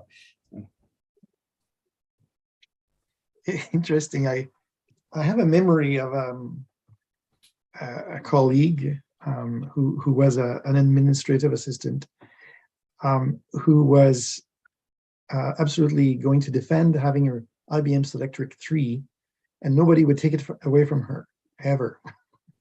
So I think she thought that was the best, and nobody was going to take that one away. So maybe that was it, for her. Anyway, she had decided, having gone through different models, that's the one that she liked the most. Well, they gave us those. I think it was like early 80s is when the Selectrics were coming out. With the Army was buying a bunch of them. And so I had one of those for a long time too. I didn't know how to compare typewriters. It wasn't my thing. It was a tool. But thinking back, it was a huge change from what I was using before. It's an awesome typewriter. If it weren't so darn big and heavy, it's a really awesome typewriter, especially with the correction tape and all that stuff. And it doesn't slide around. It's all contained. It's the ball that moves. So it was, I would be in her camp with that. It's an awesome typewriter. Interesting. Sean's licking some stamps. You still have stamps that you can lick? Oh yes. I sent you a letter. I think I put extra stamps on there. Oh, okay. Yeah. I know you Americans, you love all your old-fashioned, systems like imperial system and all this kind of stuff. Whereas in the rest of the world, we went to metric, and we generally use one stamp for everything. But I don't like one stamp. I like the looks of letters with lots of stamps. And all my US letters come with all of these cool stamps you guys put on there and et cetera. I got one from somebody in the US with the upside down aircraft. The USPS reproduced that, the Jenny upside down. I love that stuff. So anyway, I've been buying and collecting vintage stamps for a number of years now to enhance my overall pen paling.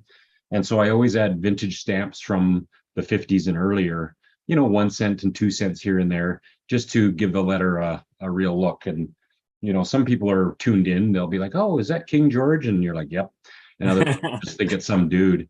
So yeah, not that some dude. Some dude, yeah. And then I try His Majesty, some do to you. And I always try to add a little bit of a statement to my, it's really hot here in Canada right now, contrary to what you guys were saying earlier about William's freezing connection. Yeah. But it's super hot here right now. So I'm adding stamps that show a guy up in the Arctic, on his ship, gloves and his thing up, or David Thompson going through, his exploration in the 1850s. Because it's absolutely minus 40 where he is, but it's plus 40 here. So it's my little way of making me think I'm doing something fun and cool. So yeah, I like stamps still. And I don't think it changes. It sort of sucks, but it is what it is. Do they flavor them now? From 1950, no, they're not. There's no flavor. It just tastes like old flavors. Yeah. No, but what Sean is saying is the new stamps are all self-adhesive. But the old stamps, you have to lick. But also, Sean should have one of those little ceramic balls. He does. He's gonna show it to us. He does. You put water in the base, and then you roll the ball, and then I did for a while, but I didn't quite like it. I found that I was losing the stamps over the wheel down into the water below, so I didn't want to ruin my stamps. Sean, so you roll the roller with other stamps on it. You stop, and then you just go against. I've been doing it wrong. Yes. Who knew? So I roll the whole thing, and then it goes 3 or 4 times through the. Come on. Just kidding. You're pulling my leg. Yeah. You're pulling my leg. Yeah. You're pulling my leg. Too funny. Yeah, no, I just haven't put water back in it in a while, so I'm just licking them by hand. Yeah. Use vodka. Yeah, but vodka. I've started doing like Sean, because so many, like Andrew Smith is the first one that wrote to me with 5 or so stamps on his envelope, and I went like, oh my. These are like vintage stamps, and you got it. It's so cool. Admit, so cool. This looks better. Oh, turn. Yeah. Oh God, what am I doing here? The other way. So I got the normal stamp, which are leftover Christmas stamps here, but got King George VI, Queen Elizabeth from this was just after she, like, probably 1960s, and then an oil stamp. Celebrating petroleum, and I think this is my climate change thingy, celebrating 1857 and 1957 petroleum as a resource and all that kind of stuff. So, depends on the letter and who it is and what I put on it. That's pretty cool. To Daniel's point, just a bit of fun and variety of a vintage stamp on there. You're Andrew Smith does like his stamps. Yeah, there you go. Definitely. Andy, can you maximize that? Yes. Holy crap. Show them again. I just want to make sure my address is, not that you can all find it. But what's the worst thing that can happen, Anthony? You get a bunch of letters from us.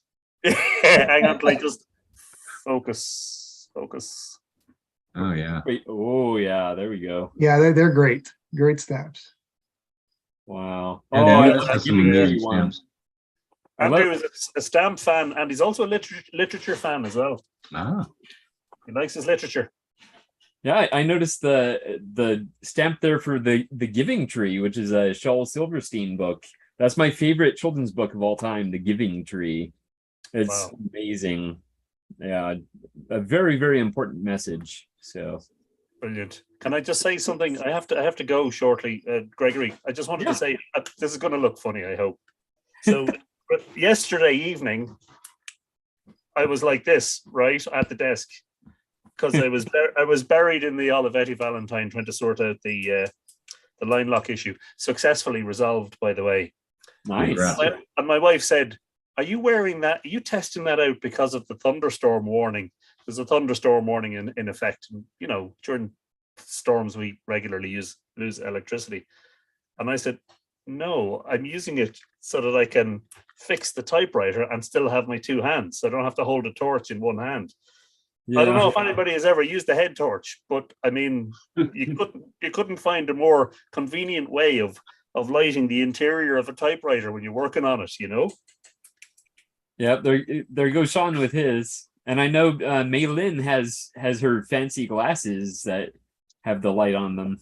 Well, so after I got those glasses, then Mei Lin bought a pair because I've gone to those now because they're useful because I can put the magnifiers in there, Anthony, and then it's got a nice LED light on top. So I've actually stopped using this now because now I can get super close with a 4 or 5, 6 times magnifying thing over top of my glasses, and then the light that you can move and adjust. So that's become a really cool thing. Brilliant. Yep.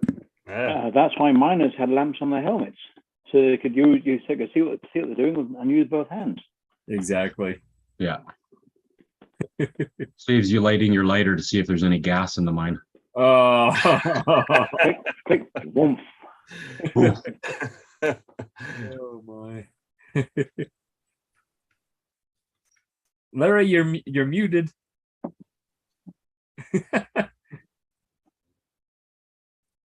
Yeah, my wife came in and the garage door went up and it makes a lot of racket, so I thought I better. How many people here have a will? A will to survive? Yeah, as in the last will and Free testament. will. Yeah, the last will. I was just thinking maybe we need to put our typewriters in our will to whoever that you think, so they last, because it's not one of those things that you leave it in your house. Most people think they're junk and throw them out. So we need to do something about that. One thing I have done is typewriters I have bought from the original owners that I put notes inside the case. Yeah. In the event of something happened to me, please make sure this typewriter gets to I name the grandchild or the great grandchild of the original owner. Yes, you gotta do something, or force them on somebody or something. Well, we need like a foundation or something for people who have families that aren't interested. They ship this up to this Reverend Monk's garage or something like that, or whoever, someplace to store them and then redistribute them. Yeah. Or if you can afford like a pyramid or something, like the Great Pyramids, have them all just put in there. And then later on down the road, when people realize how valuable they are, they can rob the pyramid and get them. But I mean, otherwise, they're just liable to get ruined. But then they're all going to be sharp. Don't you put razor blades under pyramids to make them sharp? Oh, that's right. You don't want to do that. It's supposed to preserve them, and they're not going to rust, and they'll last forever. Well, it's got to be one or the other. Does it preserve them, or does it sharpen them? Well, the right pieces might be good sharpened, but some pieces might be a bad idea for sharpened. Like you wouldn't want your key top sharpened. No. Yeah. So I mean, you gotta decide what powers the pyramid actually has. Yeah, you'd have to put it at the right angle in there probably to make sure the right parts get sharpened. I hear there's this church in Philadelphia, National Treasure. You can, there's a place under there you might be able to store them. Yes. Maybe. Yeah. We need to think of these things because it's just really not fair to society to just have them wasted. Yeah. What's Herman doing with his? That's a very good question. Oh. Yeah, it's quite the collection. Yes. Well, with Herman, though, everybody knows where he lives. So, that as soon as you hear he's gone, everybody's going to be down there. Oh, man. We're going to say of the century. We really loved Herman, but where was that one typewriter that he Oh. Yep, he's got one on my list. Oh, man. Maybe we should register the domain name typewritersofthedead.org. Ooh. Dead Type Pals. Yeah. Sounds like the title of a Stephen King novel. In that case, we should get David McCullough's typewriter. There you go. What I forget the name of the guy that collects. He's the foremost collector. Ted will know him, but of like celebrity typewriters, right? He's got all the really expensive typewriters used by celebrities. I'm Even sure Soberov. Yes, thank you. So see, that's why we got Ted here. Yeah. If anybody's got a brother they want a serial number, ask right now while it's fresh in Ted's mind. But I'm sure that he'll be trying to angle for that. I mean, that's a great story and a great typewriter for his collection, because that's what he does. But it'll be interesting to see where that typewriter ends up.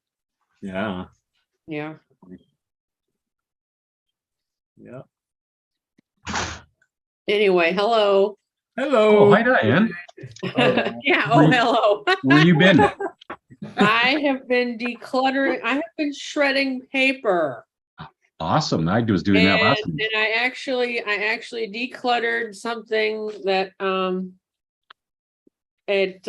from my trip to New Mexico. I pulled out some stuff, and among these things was some paper that has been stitched.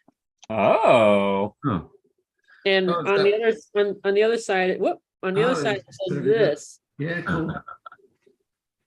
That's very cool. Is that shredded paper sewed together, or they just stitch it?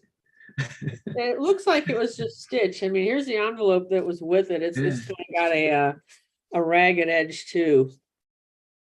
So the paper is like handmade paper? I am not sure. I don't remember. And okay. Joe's on his road trip, and the funny thing is, I came across a couple of things that were typed at that time. Oh. The AB QWERTY, Typewriter Society, and here was one off of Kevin Kittle's double Gothic Smith Corona, which I think he's since he's replaced the keys someplace else. But anyway, I found these in the envelope. It's like, oh gee, that's kind of cool. You know, somebody had an automated. I mean, I have sewing machines. I like sewing machines too, another mechanical device, and I like sewing. My mom taught me how to sew. My neighbor was an industrial sewing person that did upholstery. And I mean, so I grew up with sewing, but it just occurred to me there ought to be sewed stationery for people like us, typewriter type people that want to type on something that has even just has lines on it. Just like the lined paper, but all sewed. That would be an interesting type of stationery to be mass produced and sold at a reasonable price. Yeah. Yeah, here's an ad for Pilot Iroshizuku inks that was tucked in there, and there's the front cover, and and this was as of 2019. I'm sure they've probably added to it by now, but anyway. Nice. I think they're retiring some of their inks as well. I didn't know. Yeah, I'm pretty sure. Thompson had a quote that I've seen before, which is pretty cool. He said Hunter Thompson was on that paper. Yeah. Yeah. You may be familiar with it. I don't know. It was an interesting quote, but I just Googled it because I couldn't remember it all. It says, life should not be a journey to the grave with the intention of arriving safely in a pretty and well-preserved body, but rather to skid in broadside in a cloud of smoke, thoroughly used up, totally worn out, and loudly proclaiming, wow, what a ride. What a ride. You know, I've heard that, and I thought about that hard, and I thought, you know, I want to live a long time. So, you know, because there's a certain amount of effort that you probably would have to make to just like getting somewhere on a car. You have to take a certain amount of effort to figure out where you're going. Kind of if you want to live. I mean, some people say, I don't want to live a long time. Well, I kind of do at this point. You know, I'm not saying I always will want to live a long time, but right now I want to live a long time. Yeah. Diane, did you win the Stanley Cup? No, but this was also in the bag. It was something I had bought back in 2019, and Rico. So yeah, it's a little miniature. Yeah. Like I knew it was here somewhere, couldn't remember where, and so yeah, I am decluttering quite a bit of stuff. It's like not that it's a major difference, but actually right here, it is a major difference because all of the junk mail is gone, and I went through the bags, and the bags are gonna go slowly but surely. It's gotta go. It's kind of like what Werner was talking about last night, and it was just like, you know, I just really need to just do it. It's like I can whine and complain about not having help to do it, but then again, if I had the help, I'd be upset because they were trying to get rid of too much too fast, and I wouldn't have a choice in what, the things that they thought should go versus what I decided should go. You want to say goodbye to stuff before you toss it? It depends on what the item is, and I know that's going to sound weird, but Marie Kondo does say thank you to things, and I have done that in the past. Not with everything. Obviously, I don't sit there and do that with a pile of junk mail or old. No, but there are some things that I made the decision to get rid of, and yes, that did help. It's like whatever memories were associated with it. Okay, I either cared about or not, but it's like, thank you, and it's gone, and I don't worry about it. What was that that you held up, Diane? That with the note on it. What was that? What? Oh. Yeah, what was it? It was a mini Stanley Cup. Oh, okay. I know that's hockey, but that's all I know about Stanley Cup. Yeah, yeah. And you said that, I guess, and it didn't register, and I'm like, what? What is that? It looks like a chess piece or something with a musical note on. That's not a musical note on it then. What? Oh, is it ice skate or something? No, it's their logo. It's the team logo, and yeah, it is kind of a musical note. Let's see if it is. Yeah, it's hard to get in there without reflections.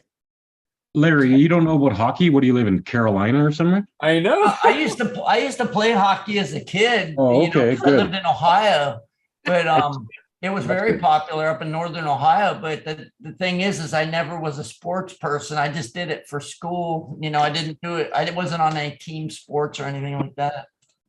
I even found these were in the box from that trip. I guess I'd gotten them. Oh yeah. At some point for something, but anyway. Wow. I can't complain. I don't really collect these, but now I have a few nice ones, and that's cool. So cool. Now, Diane, have you ever gotten to touch the Stanley Cup? As a matter of fact, yes, I did. Oh, cool. I got to touch it. I got to kiss it, boy, and that was a pre-pandemic thing. I stood in line for, oh God, it was pushing 4 hours. I know, and I think that partially really got my hip to the point where it was not going to stop hurting. It hurt bad. After that, I got to the point where I'm sitting on the floor. I was in line with a guy. He has a couple of kids. They were on the floor. I'm on the floor. It's like I'm up, down. It's like, damn it, I hurt. And after I got done, after I got off the quote stage, I went and sat on the couch, and I was probably on that for quite some time. I really don't remember how long I sat there, but yes, they had it was part of the All-Star weekend. Because we actually had the All-Star game in 2020 here in St. Louis. And so that was part of it. And they had an event, and it was just like, this is once in a lifetime. Damn it, I'm doing it regardless of how much I hurt. But it was fun, and but yeah, it was literally 4.5 hours. It was probably 4 hours or so. I didn't know that was a thing. Yeah. So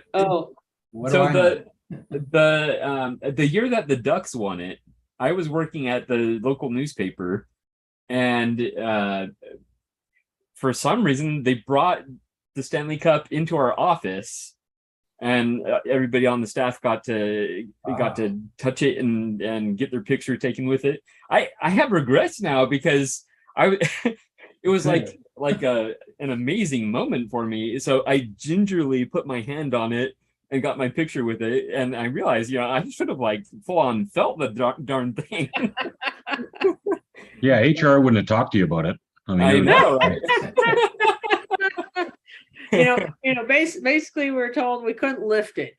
you Yeah, know, yeah. and so, you know, it's like you could touch it, you could kiss it, you could, you know, whatever, but you know, you were able to have your instant with the cup, and that was pretty cool. Yeah. Well, you know what the Beastie Boys say. What's that? If I knew it was that kind of party, I'd have stuck my dick in the mashed potatoes.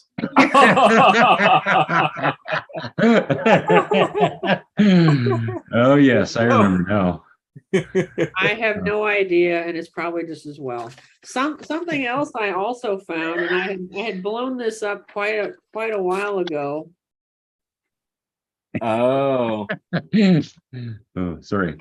Because I have my Hall typewriter in a box back there on the floor, along with various things that were part of that estate that are still in the picture frames that the collector had put them in, and yes, the typewriter works. Maybe I need to send Braille to somebody.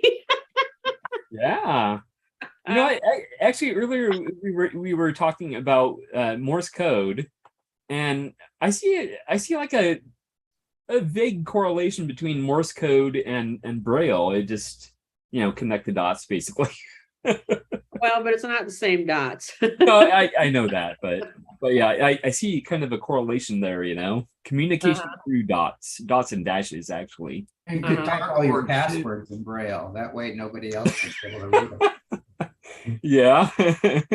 That's where the old saying where the old saying comes from. Blind people do it with feeling. Yep. Yeah, they do. Very cool. Yeah. Excellent. Well, I probably not. Diane. Oh, sorry, Rich. Oh no, I was just telling Diane not to let it wear her out. All that purging, that's heavy stuff. Yeah.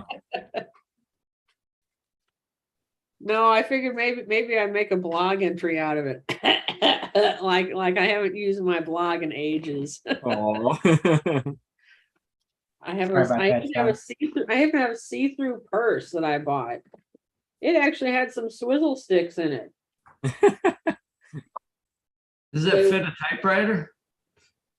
Looks like that's small. You know, it might. It might, but here's the swizzle sticks. Goalie sticks. Of course. It's for hockey, Larry. Yeah. Oh, is that what I see? I always thought if I played hockey that I would be a goalie, but I'm actually much too small for that.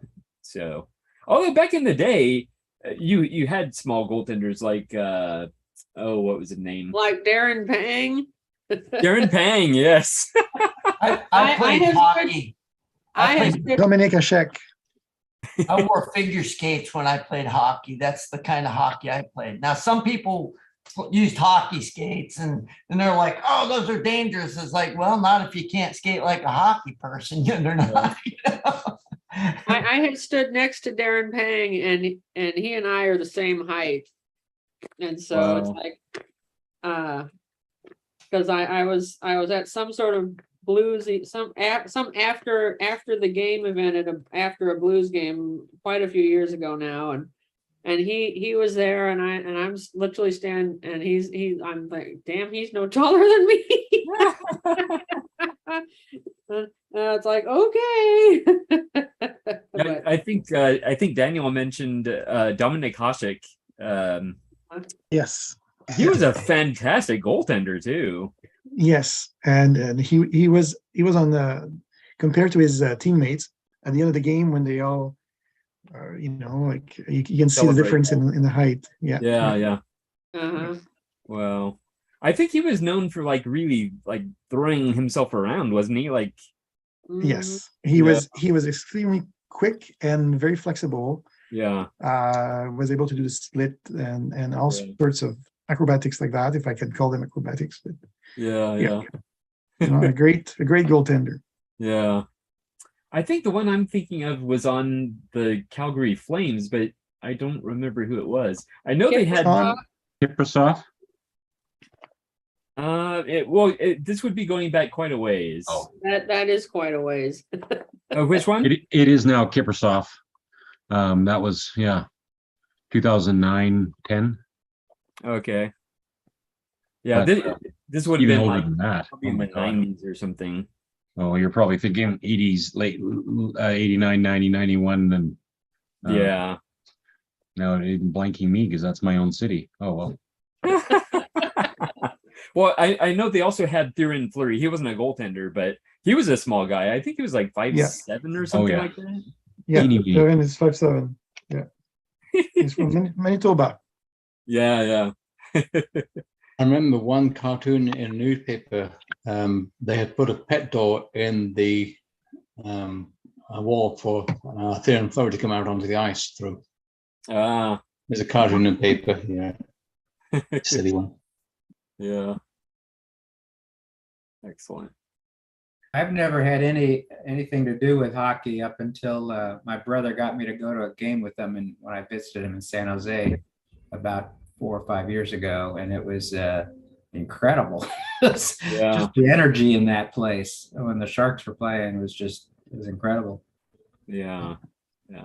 And to complete the picture for small players that were excellent, you might know the legendary Rocket, Maurice Rocket Richard. Well, he had a brother. Yeah. He had a little brother who was the Pocket Rocket. Oh.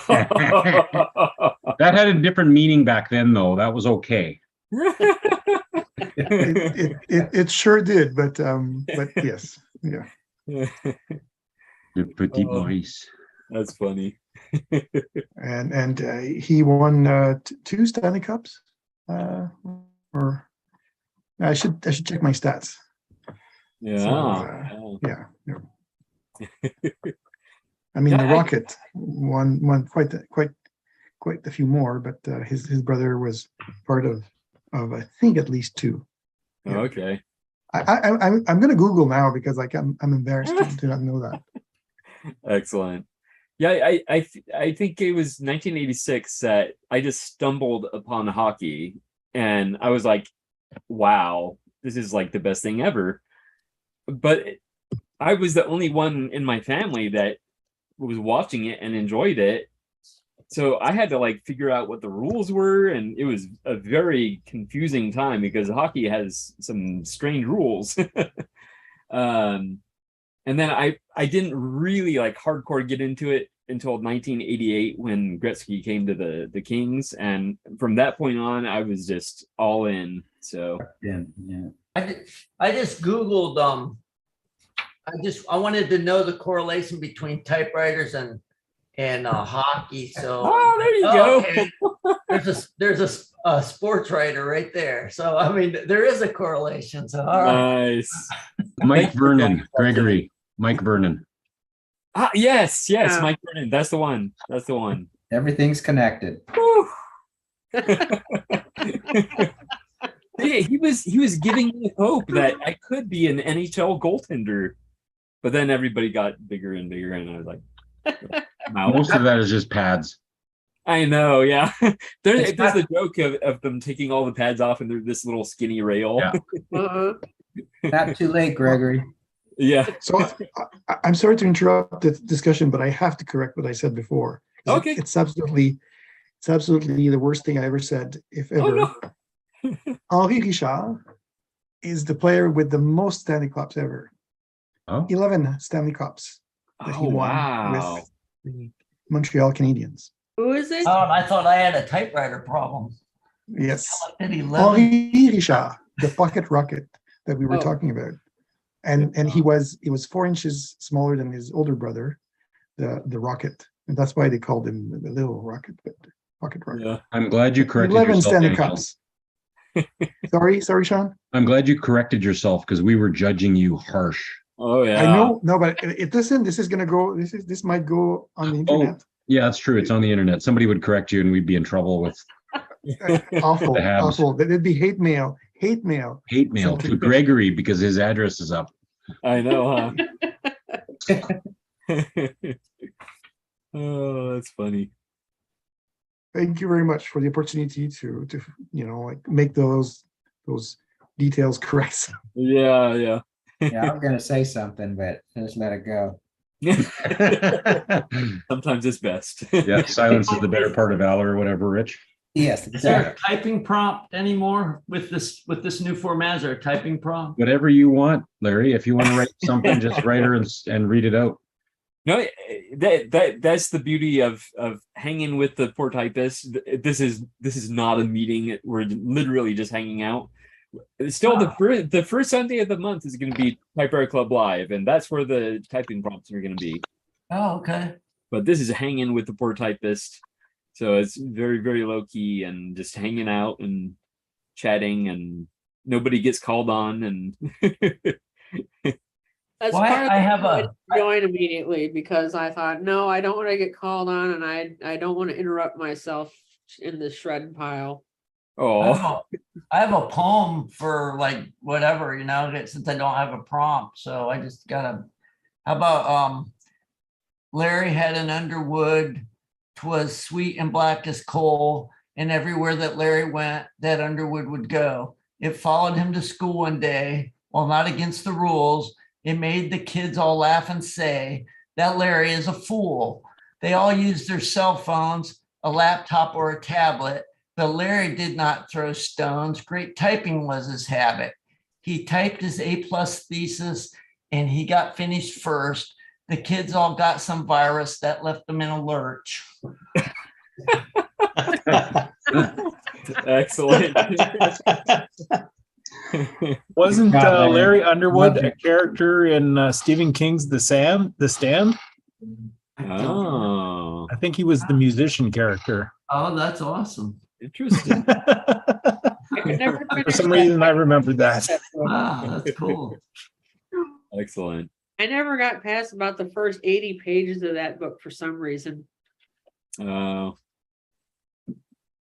yeah. Yeah, I tried reading. I guess it's one of his more recent novels, Duma Key, which is a big one, but it just. Oh, that one was so boring. Yeah, it's like he sets up this very artificial situation, and I just couldn't get into the characters. And I mean, you have this character that's physically maimed essentially, but then it's like it doesn't seem to go anywhere. I was like, what is the plot to this book? I think we can safely say that Steve kind of lost his edge after he got run over by a van. Yeah. The only one I really got through of his, I got through two of his books. One was The Dead Zone, and the other one was Salem's Lot.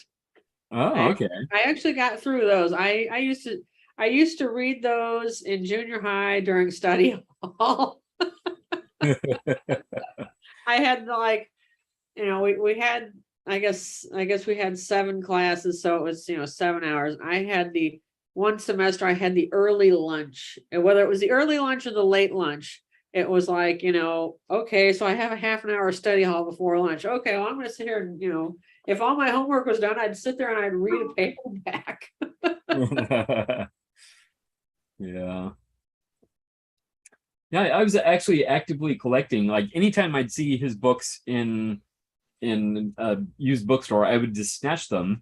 And after trying to read Duma Key, I'm like, I don't think I want to collect all of his books. I just like his early ones, like Christine and Cujo and Misery, and yeah, those early ones. Do you have a first edition Dark Tower? No. Because those are worth a lot. I bet, yeah. I think he only made 2,000 copies of the first printing of that one because they weren't sure that Stephen King writing a sci-fi Western was going to take off. And it took off. Wow, yeah. One of my favorite Stephen King's was 11/22/63. Did anybody read that one? Oh yeah, it's the one where he goes back to I love that. Love that. Killing. What a great book. Oh, we watched the series. I don't know if it was Hulu or Netflix or what it was, but one of those. But the series was very good. I guess like a mini series actually. That's the thing. If you read the book first, you can never watch the series because it'll never match up to the beauty of the book. I know. But if you watch the series first, now you can go read the book, Gregory, and you'll be super happy with that too, because Okay. awesome. Okay. It was a great read. Okay. Yep. And that's another big one, right? Oh, it's a big one, but it's written so well, or at least it was for me. Sorry, I'm being very subjective, obviously. Maybe everybody else was like, we're not going to tell Sean this was the crappiest Stephen King book we've ever read. I liked it a lot. And I went through it so quickly that I was super disappointed when I was done, because I'm like, it's over already? Because when you look at it, you're like, oh man, it's one of those Stephen King books. It's going to drag for this and that. But no, I was done before I knew it. And I was like, maybe I should just read it again. Yeah. Here's one you can skip. Oh, the Tommy Knockers. It was done during his I'm on cocaine all the time phase. Okay. And it reads like it. Yeah. Well, that somehow that worked for Philip K. Dick. He was always on drugs when he wrote, but Stephen King, he does much worse work when he's okay. Drugs. Some people can handle their cocaine, Gregory. Yeah. So one I read by him, I haven't read a lot, but I read, there's two stories that stand out that I read. One was, I think it's called The Mist. Oh, that's very good. And I think they made a movie out of that, but that was pretty good. And it was a short book. It might have been in the same book with the other one I'm thinking of, which was, I can't remember if it was The Survivor or The Survivor Kind or something like The that. Survivor Kind, yeah. About the doctor that gets shipwrecked and has to amputate parts. Has to eat himself. Ooh, my Lord. That was quite something to think about. Also, one that's really short but really kind of freaky is The Jaunt. It's a little science fiction piece.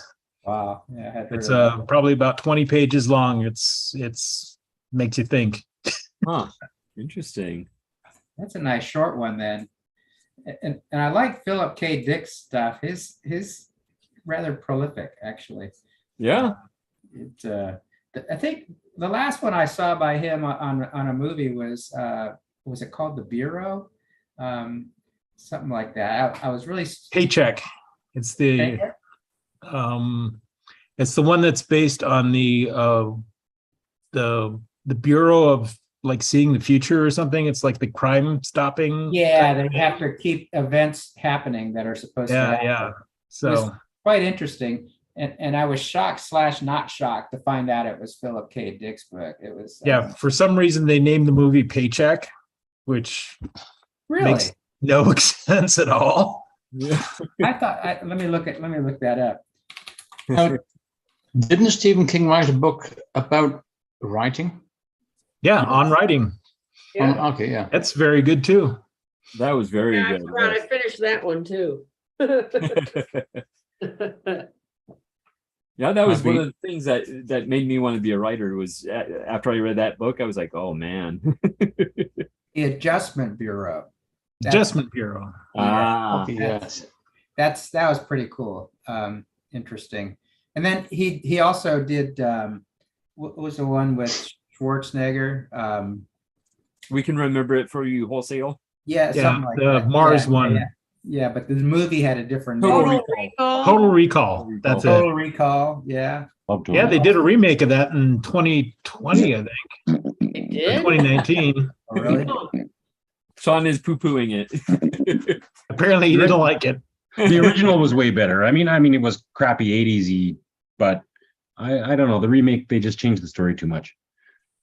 Then there was they didn't have mutants with 3 boobs. They still had the 3 boobs, though. Oh, they did? I didn't see it then. Yeah, right near the beginning when he gets out into the street, she's like, hey, want a good time? And I was like, oh, there's the 3 boobs, but just didn't have the same surprise as it did. The impact was different. Yeah. Did it have the line, consider it a divorce?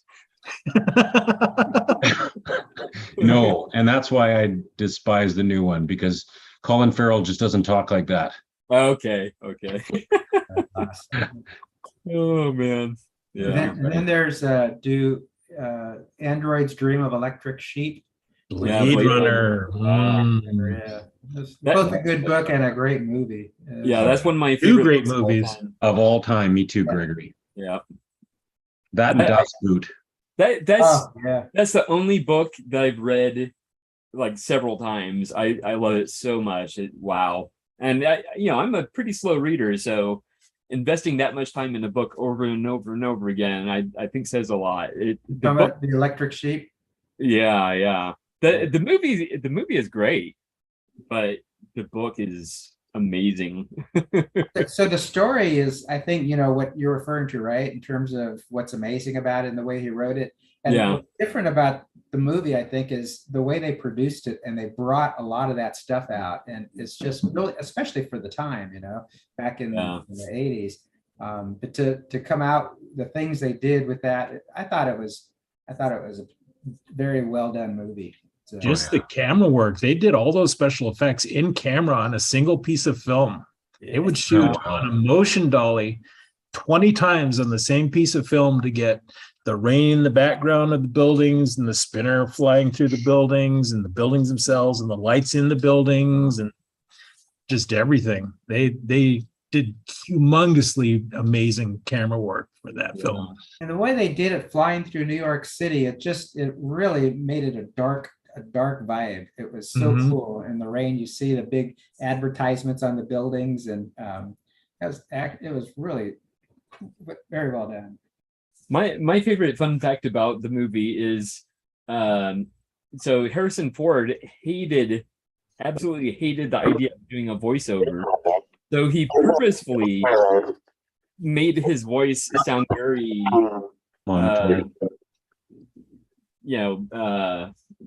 monotone, I guess, and boring. Really? And they still used it.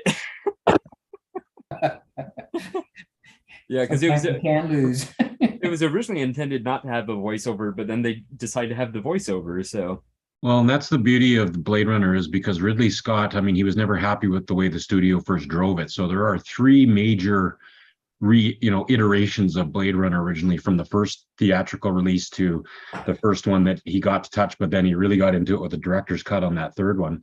I mean, I've got all three of those copies because they're all fun to watch in their own ways, with the crappiness of what the studio did with the voiceovers to the way Ridley Scott actually envisioned it. They're beautiful new movies, right? I mean, they're just, it makes the hair stand up just talking about it. I love that movie so much. So, yeah.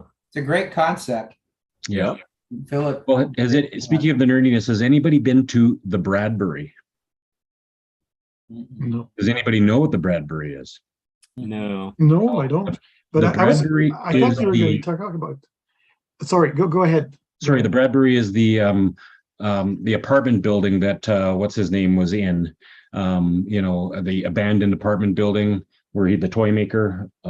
J.F. Sebastian. Yeah, J.F. Sebastian. So that's the Bradbury, and it's a very historically significant 1880s Los Angeles building, or San Francisco or Los Angeles, anyway, an apartment building, and it's beautiful for its time and era, but it also translated so well into this weird future state with everything but it's a beautiful building that you can still go and visit, and people go. And it's real? Yeah, it's a real building.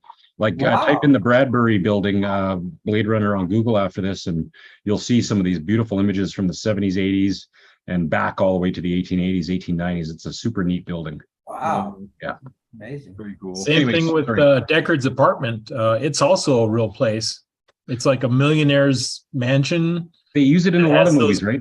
Yeah, it's all those carved reliefs on the walls and everything. That's all real. That's all somebody's house. They must have made a lot of money from that particular mansion, because I see it in a lot of those movies where they use it because it's so unique. What was the company? Was it like Tyrex or Tyrell Corporation? Oh yeah. That's one of my favorite movies of all times, Blade Runner. And which, like Sean, I have the DVDs and everything. And when Blade Runner 2049 came out, there was like prequels on YouTube, or I don't know if they called it prequels, but there was some people that created like a before story to 2049, and I watched all these, and I went to see the movie and everything. So It's Lots to see. my favorite one.